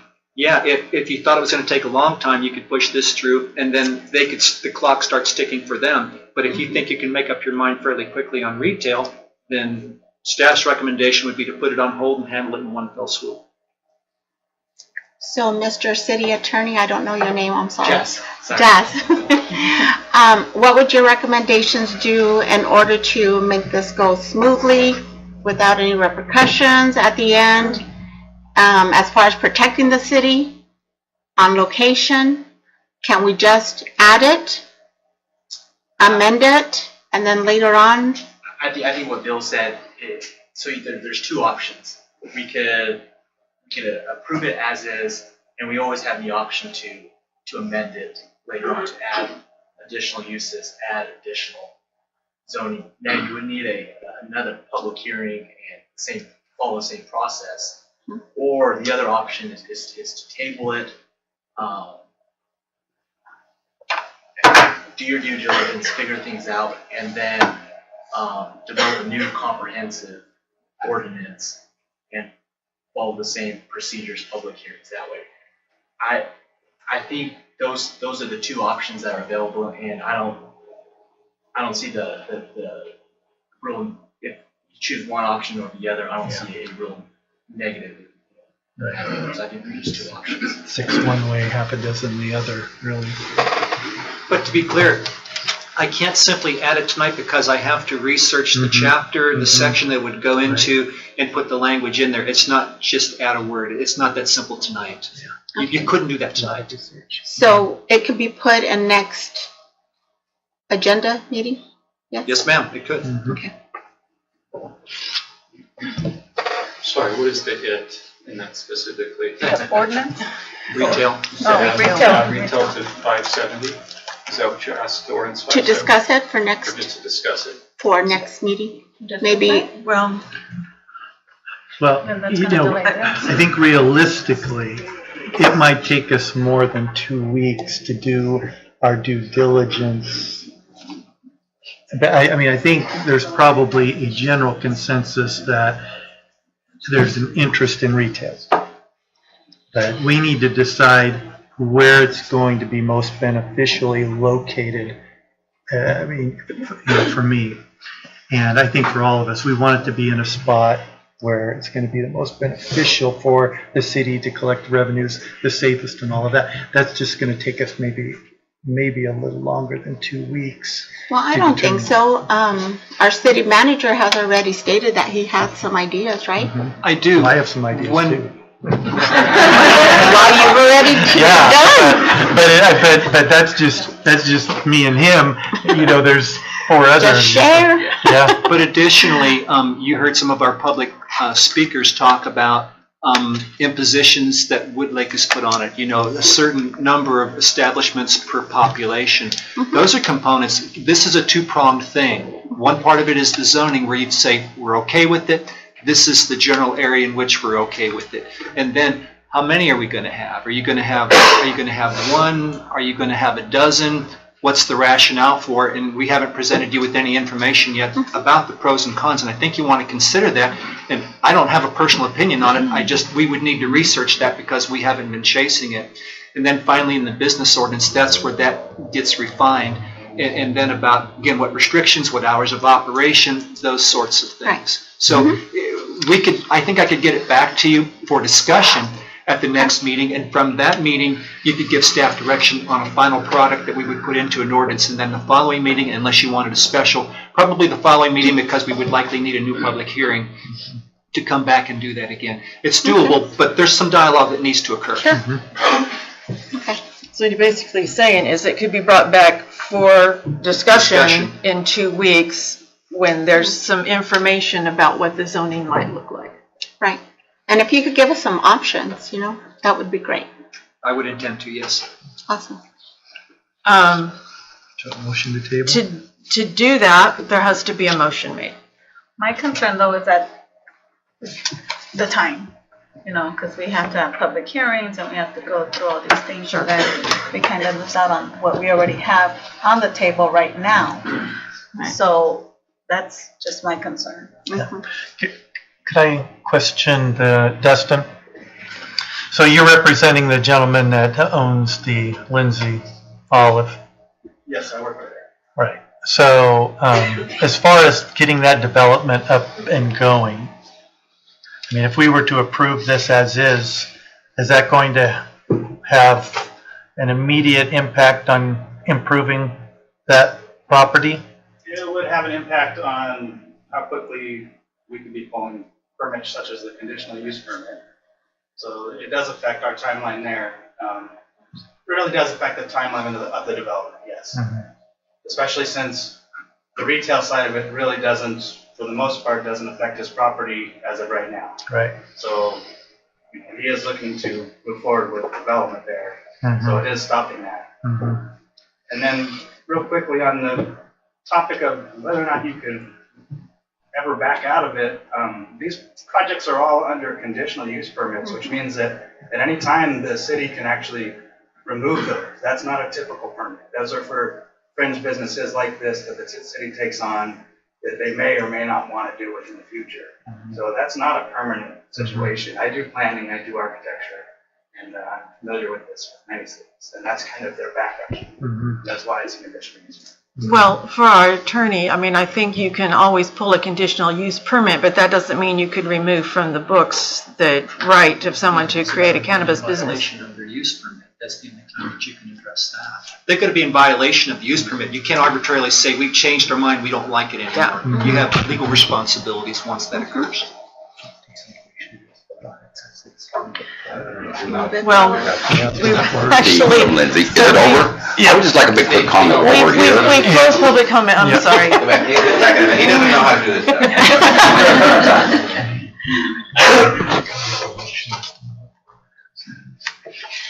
So, there's definitely a question of what might be the most effective thing to do here tonight. Well, I think, as we've talked about in the past, getting this project going, I mean, for those of you who live in Lindsay and are familiar with the Lindsay Olive plant, it's been derelict for, 2 decades now, almost? So being able to get this moving forward is a big deal for a lot of us. Those of you who don't live in Lindsay, it's not that big of a deal. But, for those of us who are here, it's a big deal. And being able to get that going in an expeditious fashion is important. And I think the retail component, as we've talked about, is something that we will move forward quickly on. And if we can add it to what we may approve, then we're going to have a second public hearing one way or the other. Not one way or the other. This would be the only public hearing. If you had no changes to it, it would be a public hearing tonight, and then it would go to a second reading at the next meeting, and it would become law 30 days following that. Right. But if we tabled it, added the retail, then we'd have to have another. Yes, sir. Right. So we could add it at this time and move it forward? No. No? Not what he said. Yeah. Next time. Next time? Yeah, after we get the information. I don't have enough information. We can't just simply add it there. We need language to put in there. We need to know the section that it goes into and where it would go. Is it going to be the CC district? Is it going to be the this? Is it going to be the that? You need that information to make that decision. But once we So it decide would that, be we could ideal add it to this. move what we have now, since we come this far, and then add it, because we're still gonna need another hearing, correct? Am I hearing correct? For the Is that- retail. You either For retail. reset and restart the whole process by trying to add it, or you No. continue the path you're on and then start a new one, For would retail. run So a separate one. separate, they would add retail Retail. to it. Oh, That's Okay. the fastest way to do it, otherwise you gotta reset and All start. Right, yeah. If I may, if you would indulge me for a second, I think I'm hearing enough concern. I'm hearing some support for retail.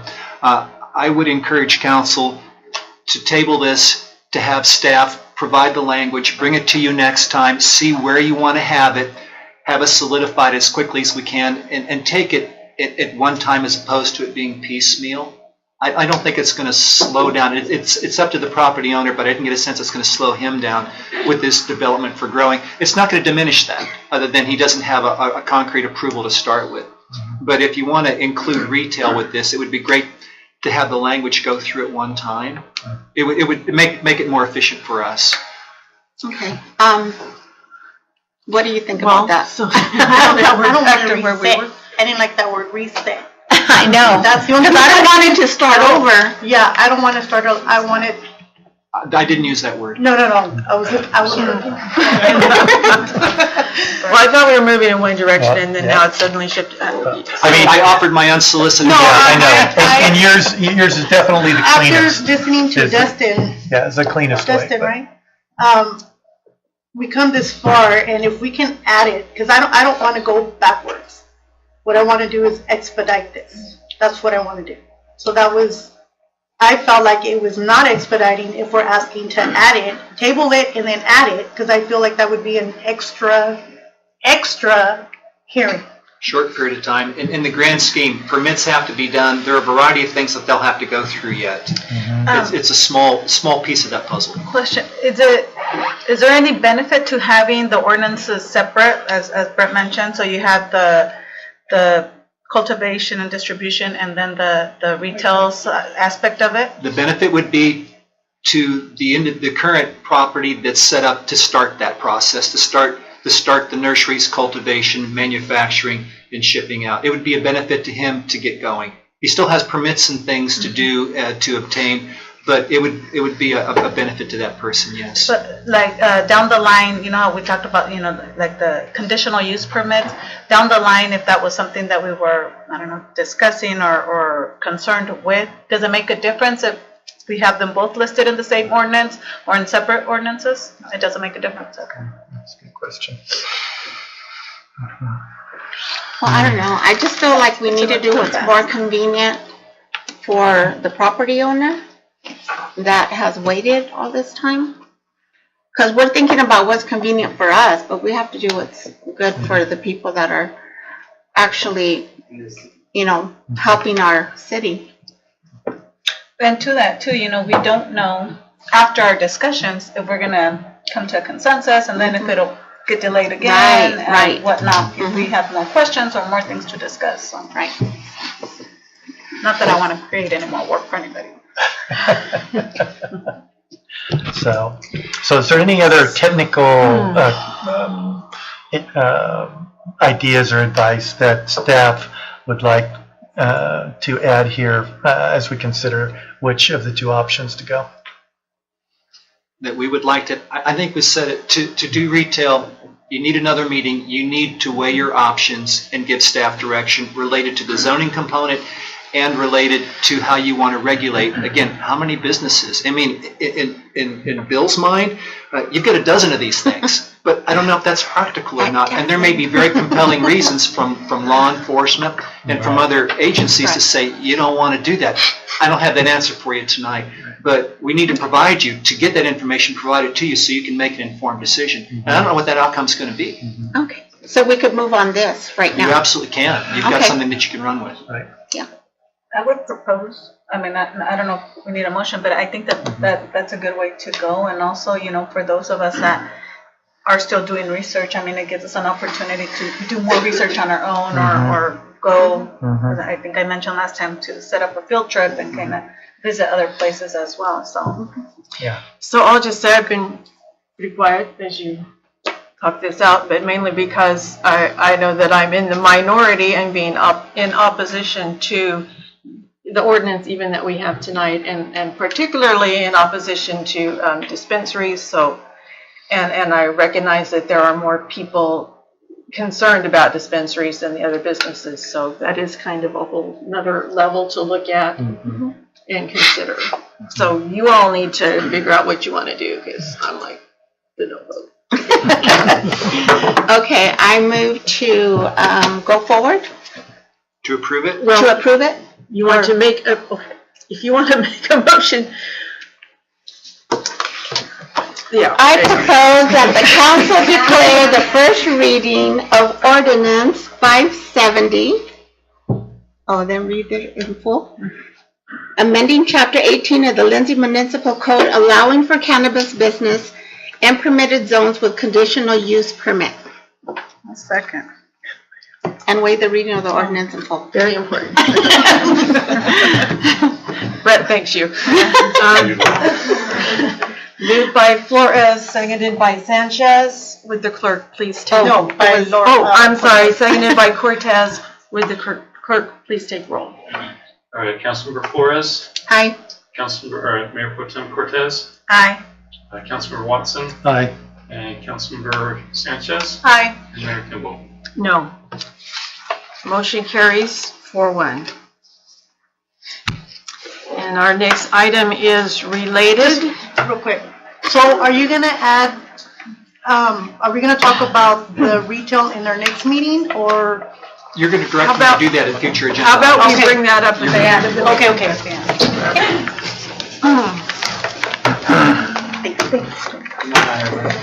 Where's everybody going? We're just getting started. Come on. Nobody wants to hear us. Our next item is a public hearing for ordinance number 571, repealing chapter 8.06 of the Lindsay Municipal Code and adding chapter 5.28, allowing cannabis businesses and establishing permitting procedures and regulations. Presented by Bill Ziegler. Thank you, Madam Mayor, Honorable Council. I will forego reading the first paragraph because it's a carbon copy of what was in the last ordinance, providing the history of how we got to this point. And I'll move to the second paragraph. Per council direction, attached ordinance number 571, an ordinance repealing chapter 8.06 of the Lindsay Municipal Code and adding chapter 5.28, allowing cannabis businesses and establishing permitting procedures and regulations, has been prepared and outlined below. Chapter 8.06, medical marijuana, it is repealed and removed from the Lindsay Municipal Code in its entirety. Chapter 5.28 Cannabis Businesses, added to the Lindsay Municipal Code along with the following sections. 52810 Definitions, .020 Cannabis Production Permitted Uses and Zoning. 528.030 Commercial Cannabis Business Minimum Operational Requirements and Restrictions.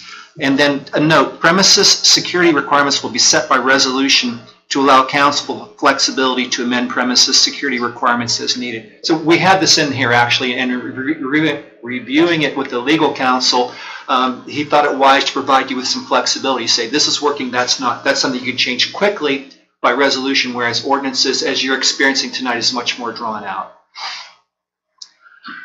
Cannabis dispensaries currently not permitted within the city of Lindsay, so that's something we would address next time around. 528.050 I can't talk tonight. Regulatory permit required. Regulatory permit requirements would be set by resolution to allow council the flexibility to amend permit requirements as needed. 28060 employee permit required. 28070 application fees. 28080 investigation and action on application. 090 term of permits and renewals. 100 grounds for denial of regulatory permit. 110 grounds for denial of employee permit. 120 notice of decision and final action. 130 suspension and revocation of regulatory permit or employee permit. 140 effective denial or revocation. 150 abandonment. 160 water availability. 170 other licenses, permits, taxes, fees, or changes. 180 violation deemed misdemeanor. 190 actions to collect. 200 severability. 210 remedies cumulative. 220 amendments or repeal. 230 penalties. Staff recommends approval to the first reading of ordinance 571 is submitted. Council may also approve it with amendments. Council may also not approve it or direct staff to take some other action. I'd be happy to answer any questions. As you can see, it's very detailed. Any questions for Bill? You must have gotten this template from somewhere else. It is very detailed.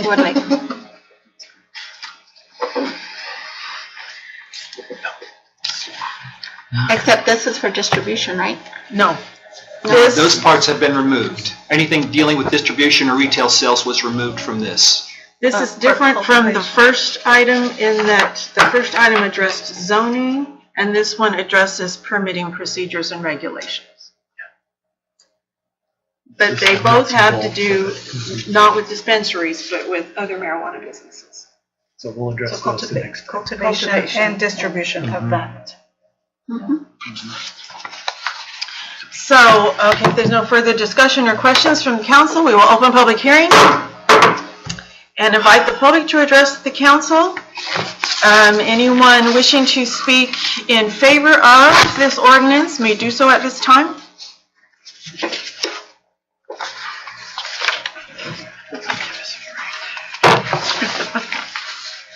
Steve from Lindsay. I'm in favor of this ordinance. But I would like to make a good comment to Mr. Ziegler.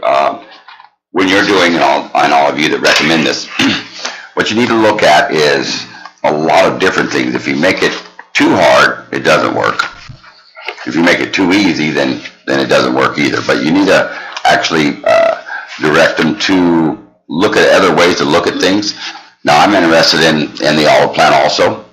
I'm into those in the manufacturing, but I want to do it on a yearly basis. I don't want to do it actually like they're doing it now.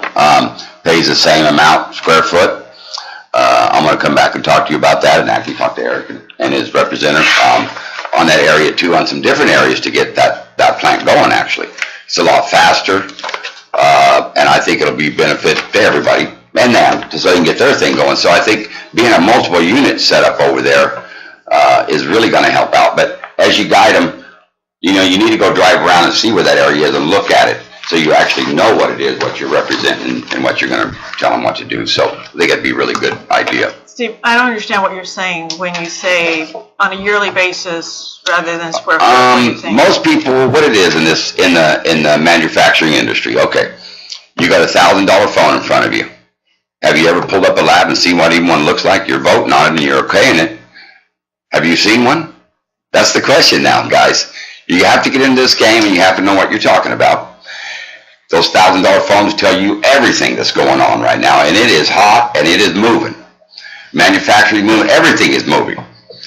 Because they give them free water, they give them free things to get them there to do this. Now the water's going to be a big issue. What is it going to cost? What are we going to do here? So to get them here, you have to give them. What do you have to give? That's the big question. They work the manufacturing every 90 to 120 days. Okay, that's under lights, it's controlled, how it's budded, how it's flowered, the whole bit. So saying that you get 4 crops, you also spend $400,000 in electric bill for the lights. Now it's not quite that much, but it's huge. It's a huge amount that takes out of your profit. So is it going to work or not? So there's other ways of doing things that is going to be profitable to them. They're going to come. When they come is your question. You want them tomorrow? Of course, everybody does. But work on that and think about how they can separate that over there where everybody's beneficial, everybody can get paid, they can rent them out or lease them or whatever they're doing or do it themselves. But there's different ways, but a $1,000 phone will teach you a whole lot in about 5 seconds. Look at what you're saying and pull up grow sites in San Diego. Look at them. They're beautiful. They're spending billions here, guys. This is it. This is a revolution that's going to hit. The pills are going to disappear. A lot of things are going to disappear for your kids. That's what this is about.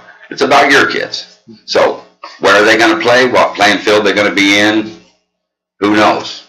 You just try to do the best you can. But guide them in a good way. Look around. Go by Lindsay Olive Plant. Look at it. You got to look at what wow, what are they going to do? Where's it at? Where are they going to grow it at? Is it inside? Where's it at? A lot of good questions there. That just a 5-minute tour might enlighten you a lot. If you would. Thank you.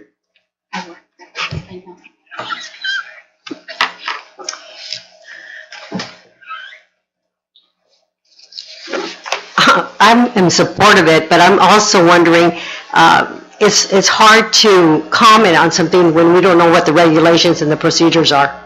So I don't have anything in front of me to look at. So it's kind of, you're maybe asking the questions because you're familiar with it, but you really need to know what the regulations and procedures are.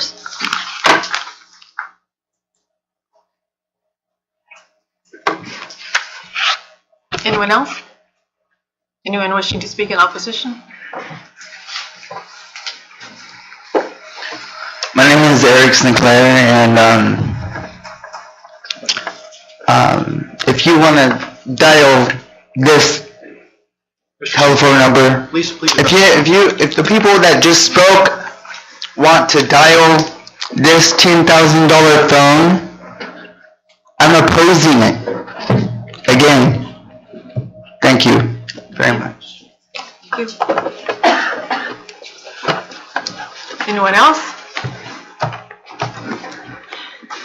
Seeing no one, we will close the public hearing, bring the item back before the council for further discussion or action. Or both. Or neither. I mean, this is just the business aspect, the nuts and bolts of, what need to happen in order to get the project going. So we're modeling Wood Lake, right? Yeah. We aren't, minus the retail and distribution component. These things are in support of the previous direction that council had given within that framework to move it smoothly along. Right. And so that's what's contained here. As I say, if and when we come back, and it sounds like we will be coming back, then there'll be new things that we need to address for inclusion into this ordinance as well. There's a prohibition against retail in here as it's currently written. Right.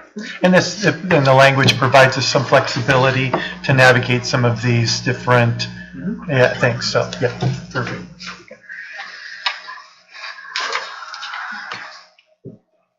All right, action would the council like to take on ordinance 571?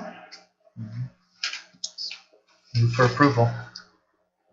Moved by Watson. Yeah, you can't just move. You gotta read your thing. Go ahead. You did such a beautiful job. You did that great. Okay. I propose that the council declare the first reading of ordinance 571, repealing chapter 8.06 of the Lindsay Municipal Code and adding chapter 5.28 allowing cannabis business and establishing permitting procedures and regulations. And waive the reading of the ordinance in full. Thank you. It has been proposed by Councilwoman Flores, I'll move for approval. seconded by Watson. Would the clerk please take roll? All right, Councilmember Flores. Aye. Councilmember Watson. Aye. Councilmember Sanchez. Aye. Mayor Pro Tem Cortez. Aye. Mayor Kimball. No. Motion carries 4-1. All right, does anybody need a break? We still have a bit of time to go here, so let's take a 5-minute break and then reconvene for the rest of our meeting. If anyone's leaving at this time, thank you for being here. Stay warm.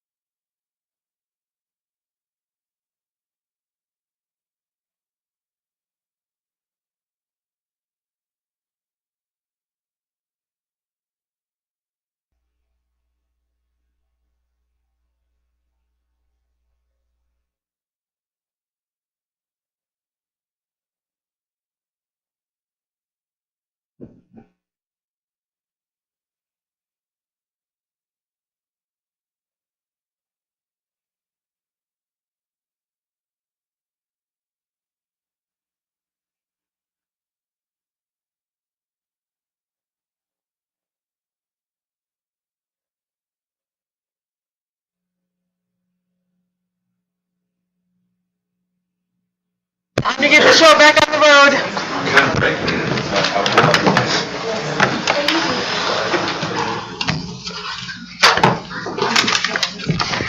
All right. Item 10 is the consideration of technical services agreement between the City of Lindsay, Public Health Advocates, and Kunkui Design? Kunkui Design Initiative. And Mike will present that. Thank you, Mayor, Kimball, Council. So, early December last year, staff was contacted by Public Health Advocates asking if we would be interested in throwing our name into a competitive arena for technical assistance. And we reached back to them and said, yes, we were interested. The interest, though, is on the statewide parks program, Proposition 68. I'm losing my voice, so I apologize, but I didn't even talk. So the technical assistance offered by Public Health Advocates was limited to 12 qualified sites throughout the entire state of California. And on January 16th, staff received notice that Lindsay was selected as one of the 12 sites.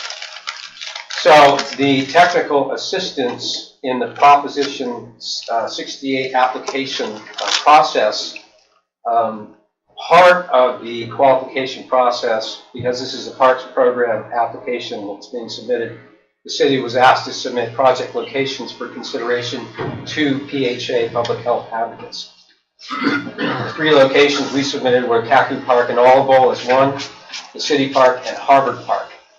PHA reviewed locations and they supported the Kaku Park Olive Bowl location. So it wasn't, while we submitted the application for all 3 locations, they were the ones that made the final selection based on what they feel would be the most competitive application.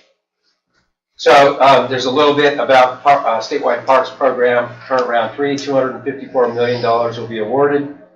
This is a competitive application process. There's no guarantee that we will be selected as our application will be selected. So the Kaku Park and Olive Bowl application will look at renovating an existing park. We did tell PHA that years ago we did have a master plan identified for that area. They will use it as background, but this process and this technical assistance being proposed is essentially starting from scratch. And so there's a project timeline that's identified in the agenda that PHA has identified. Brett and myself have met with them. Lisa Davis will be the point contact and lead for the city if this is approved. But this is a lengthy process. Over the next 5 months, there will be public information or public community engagement meetings, either mobile or once per month at the Wellness Center that's been identified in those months and those days. And you can see food and drinks are anticipated to be provided by public health advocates, but the intent is to try and get as much community involvement and engagement as possible to come up with concepts and then options and then preliminary budget estimate based on those concepts and options.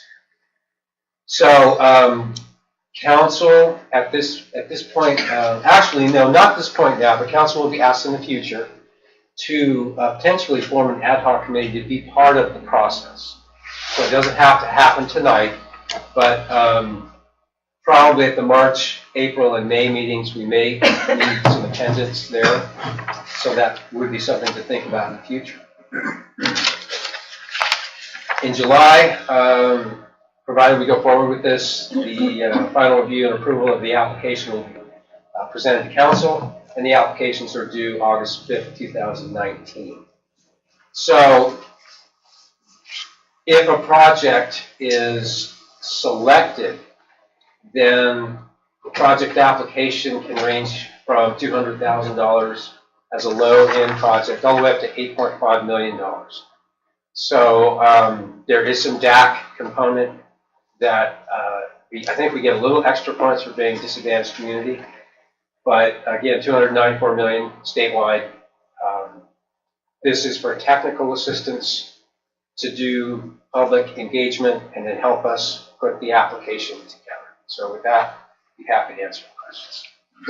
Thank you, Mike. Are there any questions from the council? Sounds really great. I would be happy to be part of an actual healthy initiative, so I would volunteer to be on an ad hoc committee. Me too. Well, maybe, That comes yeah. Well, we're going to form a Parks ad hoc committee working with the Kiwanis, right? Mhm. Should we just maybe combine that, or it just doesn't? thought? I think you're going to be focusing on different issues. I There'll be think there similar should be themes, but two, different and then issues. everybody can be involved in parks, Sounds good. or just about everybody, I guess. It's not quite it, but. Okay, we'll find it. Anyway, We'll find it. we can deal with that later. It doesn't have to be 2, there can be 3. No, they can't, Oh, can't be? actually, Oh, sorry. beg your pardon. I was just checking to see if you're still awake, I was checking to make sure you're still awake. Sweat there No, for we're a still like minute, for some huh? And council, if I could just add at this point, again, just something else that's unsolicited, and forgive me or indulge me. These ad hoc committees are something that we started in 2015, and we've done so to try to create transparency with the public and to get council fully weighing in to how these things unfold, and then they make basic determinations, and then they come back and advise the rest of council, and it's a really great way of doing it. So I applaud you for embracing it, and it's just, and so you get to talk to the people, you can invite the public in, however you guys want to do it, but it becomes your process, and we're simply facilitating you and helping you get it done. So, and speaking of that, so are we, as an ad hoc committee, mandated or obligated to put out an agenda, put out minutes? No. No? No need any of that. Because we come here and we report, Right. like Rosanna That's and why I you have an reported ad on the hoc, meeting. so that you can just freely talk. It depends. If it's a permanent fixture, then you do have to agendize it, but if it's temporary for a limited purpose, and if there's a specific purpose identified, then you don't have to follow the Brown Act. But if it's a continuous obligation, continuous board that's for a prolonged period of time, then you do have to. Like TCAS, I would imagine. Those are standing. We're not actually committees. creating a If we board, create a so. standing committee, then there would We be have not ever done that. the ad Right. hocs are not. Okay. I've not ever done that. Right. I'm sure you'll let us know if we need. Well, yeah, you'd have the agenda, it would be as if, you may as well have the whole council there, because you would handle it in the same way. Yeah. Okay, well, would entertain a motion to agree to these technical service, allow the mayor to sign whatever, the technical services agreement? So moved. Second. Moved by Watson, seconded by Cortez. All in favor? Aye. Aye. Any opposed? Motion carries 5-0. Item 11 is consideration of an energy action plan, also presented by Mr. Cameron. Thank you, Mayor Kendall. I'm also doing the screen right there. So the City of Lindsay Energy Action Plan was developed with funding and partnerships with Southern California Edison and the Valley Innovative Energy Watch, the VIEW partnership. So the EAP document identifies energy efficiency measures for immediate savings, policies for long-term planning, and guide for energy efficiency measures, and provides course of action for staff and council to support new projects and policies. So development and approval of the EAP also meets requirements for advancing in Southern Cal Edison tier incentive rankings. Each tier level step taken forwards awards the city with an extra 3% incentive in energy efficiency rebates. It's a 30-page document that, I'll go to the second page, that as part of the approval process, there are 4 steps that council are required to take to have the energy action plan be considered implemented. Number 1 tonight is approve the EAP. Second of 4 is registering the city accounts with Southern California Edison into the Energy Star Portfolio Manager, which we've already done. And then another item could be decreasing hours of operation of street lighting that we could talk about. The third item is complete 2 energy efficiency projects. The city installed solar panels at the wastewater treatment facility, and then we also renovated filter banks B and C at the water treatment plant, which in turn provides more reliance on surface water, less reliance on groundwater. We're not pumping and utilizing energy from our well sites as much, and so that could be considered one of the 2 projects for approval. In the Energy Action Plan, there's 12 policies identified that council needs to adopt 2 policies within this plan. And I won't go over every one of them, but looking at the 12, I think there's 3 that we currently are not doing in daily practices. What we are doing, adopting energy efficiency standards, whether it's with our solar plant at the wastewater treatment plant, other energy efficiency standards that we will be doing this year is transitioning from high-pressure sodium street lights that are Southern Cal Edison owned to LED lights. So at some point in 2019, Edison will complete that project. Reduce energy efficiency use in and at municipal facilities by renovating projects, especially filter banks that we do at the water treatment plant. We reduce consumption at our well sites.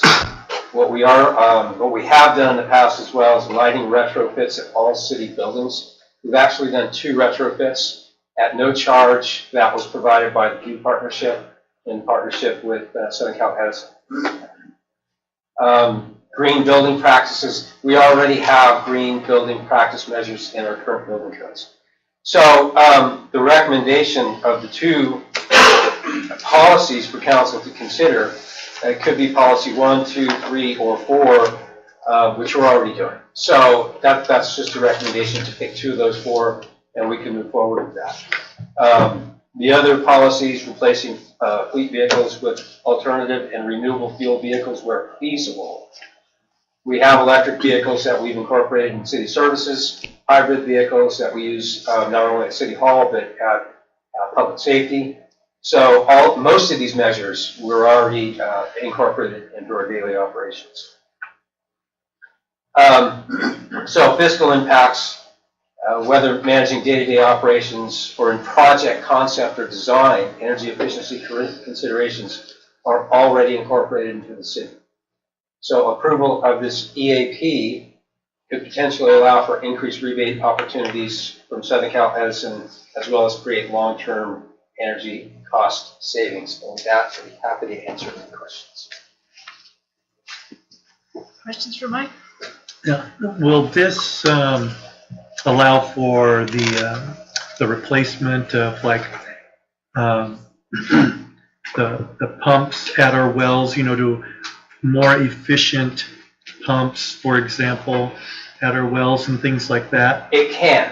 And so what we do typically on a 3 to 5 year cycle is we'll have Southern Cal Edison come out and do pump efficiency testing.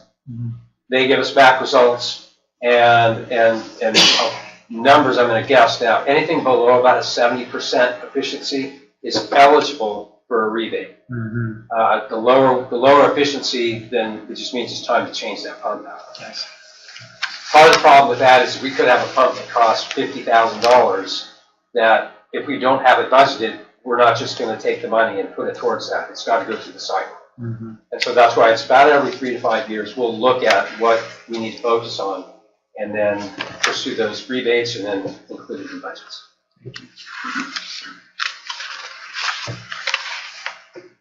So, okay, I'm a little bit confused, but you need us to approve this plan and then you'll select a couple of items that can be submitted to show that we're making progress in our energy efficiency. Right. Is that basically it? Two? Of the two policies, yeah, council needs to policies. support two. But you've recommended 2. 1 through 4, yeah. Any of 1 through 4? Any Do of you 1. need us to identify, okay. Yeah, so Adopt energy efficient standards, okay. adopt energy efficiency standards. Again, everything we do, we're looking at how we can maximize savings with Southern California Edison primarily. One of the other efficiency standards that we are pursuing is upgrading some of the mechanical operation at the pool. So we go to a variable frequency drive. It can reduce energy costs from Edison, but also reduce some of the gas costs. The only downfall of that is it's a pretty high capital investment. Number 1 and number 2 aren't that expensive, right? Number 1 and number 2 are already being incorporated. So you're already doing it, so you know you can meet those. Yeah, that sounds good. And where are we on their tier system? Good question. We are considered value level. Is that like the base? That's starting. Not even middle? No, it's not. So in the energy action plan, they actually identified that we had seen a 4.5% reduction from a 2006 baseline. We're actually at 4.8. What does that mean? That means since 2006, we have saved just under 157,000 kilowatts. So to get to the next level, we need to save 163 kilowatts. We're really close. Okay. I think we can hit that just by the changes we've made at the water treatment plant and reduce well supplies. That's good. We will certainly hit that when we go LED with Southern California Gas and Streetlights. So that's a guarantee. And that would be considered what is that tier called? silver level. Silver level. Yeah, to get to gold. I was gonna say platinum. To get to gold, though, it's significant. We would have to go from 163 to 325. Oh, we gotta turn off all the lights. That's not good. That's significant. Turn them off right now. I'm just kidding. And then like we heard last month, City of Tulare and City of Visalia both have achieved platinum. Oh, see, if they could do it, we could do it better. No, they have a lot more to work. City of Visalia has an entire natural resources. But we're smaller. That's all they do. So, natural resources and conservation department. How come they don't have it? So, How much does that cost? It probably would cost replacing all of our old buildings with some kind of energy efficient. So did I understand we need to choose 2 of these? So what, oh, we've already Policy chosen one, one. policy two. No, we need to talk about 1 and 2. Oh, very good. I'm good. Okay. All right. So is this a minute order, Mike? yeah, yes. So, Madam Mayor? Okay, entertain a motion to approve this action plan with items 1 and 2. No, this is like, all you have to do is say so moved. He likes that. So moved. Okay. Second. Moved by Flores, seconded by Cortez. All in favor, say aye. Aye. Anyone opposed? Okay, motion carries. All right. Lafayette Avenue and Sycamore Avenue water main plans and specifications task order. Mike? Thank you, Mayor Kimball. I want to get to that page and then introduce our contract city engineer, Jeff Cowart from QK. He is here today. We've talked about QK, and so Jeff is the contract city engineer. His office is primarily based in Porter. So we have a pretty good working relationship with QK and Jeff. So tonight, last council meeting, council authorized switching capital improvement projects, moving the water treatment plant filter bank A project to next year and moving the Lafayette water line project into this year. What this does is issues a task order to QK so Jeff and his staff can create construction documents and specifications so we can take this project and bid it out. So we did look at some documents that were created years ago in Safe Routes to School project that are going to be used as a baseline for the construction documents. But what we also discovered that in the area of Lafayette and then the neighboring street Sycamore, those are the two lines that we think are the last ones. We know Sycamore or Lafayette is the project we're focusing on now. We're estimating that the next street over Sycamore is going to be the next line that we are going to have problems with in that area. What QK has done is prepared a task order preparing plans for both streets. So, and I think I reported to council that it was going to be about a $32,000 task order. In reviewing this with Jeff, we're looking at a not to exceed value of $30,000 to create both of these documents for both Lafayette and Sycamore. And so timeline, though the construction project is on this fiscal year, our focus is trying to get that project done before June 30th of this year. So with that, I'd be happy to answer any questions. Thank you, Mike. Any questions for Mike? Or for Mr. Quad? Jeff? We're Jeff, right? Yes. Thank you for being here tonight.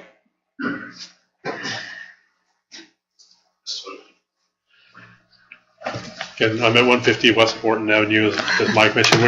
We have big shoes to fill. I know Jim went here for many, many years, and so we're looking forward to the opportunity to serve you as your contract city engineer.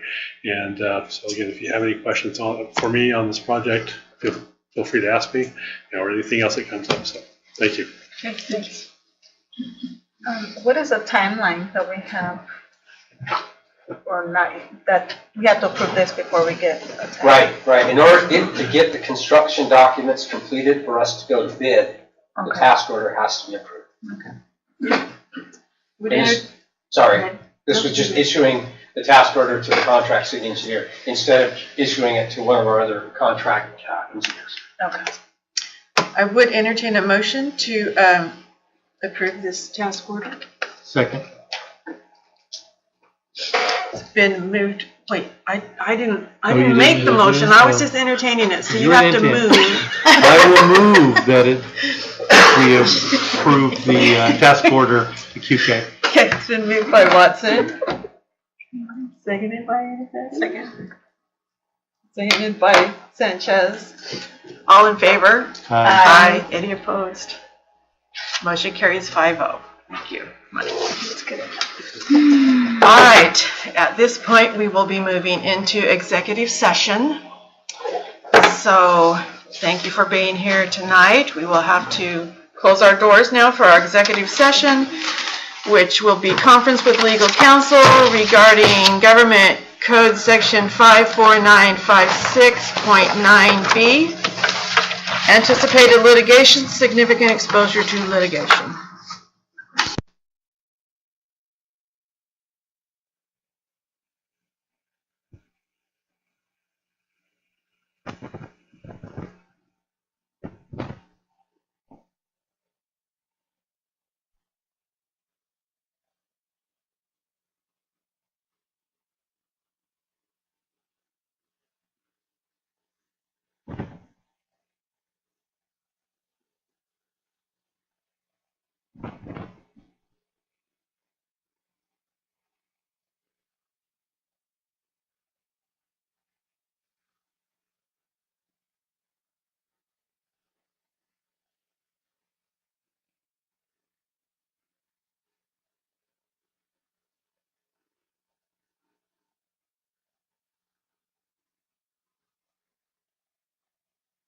executive session Now we're recording again. And then I'm gonna go. once we take the sign off the door.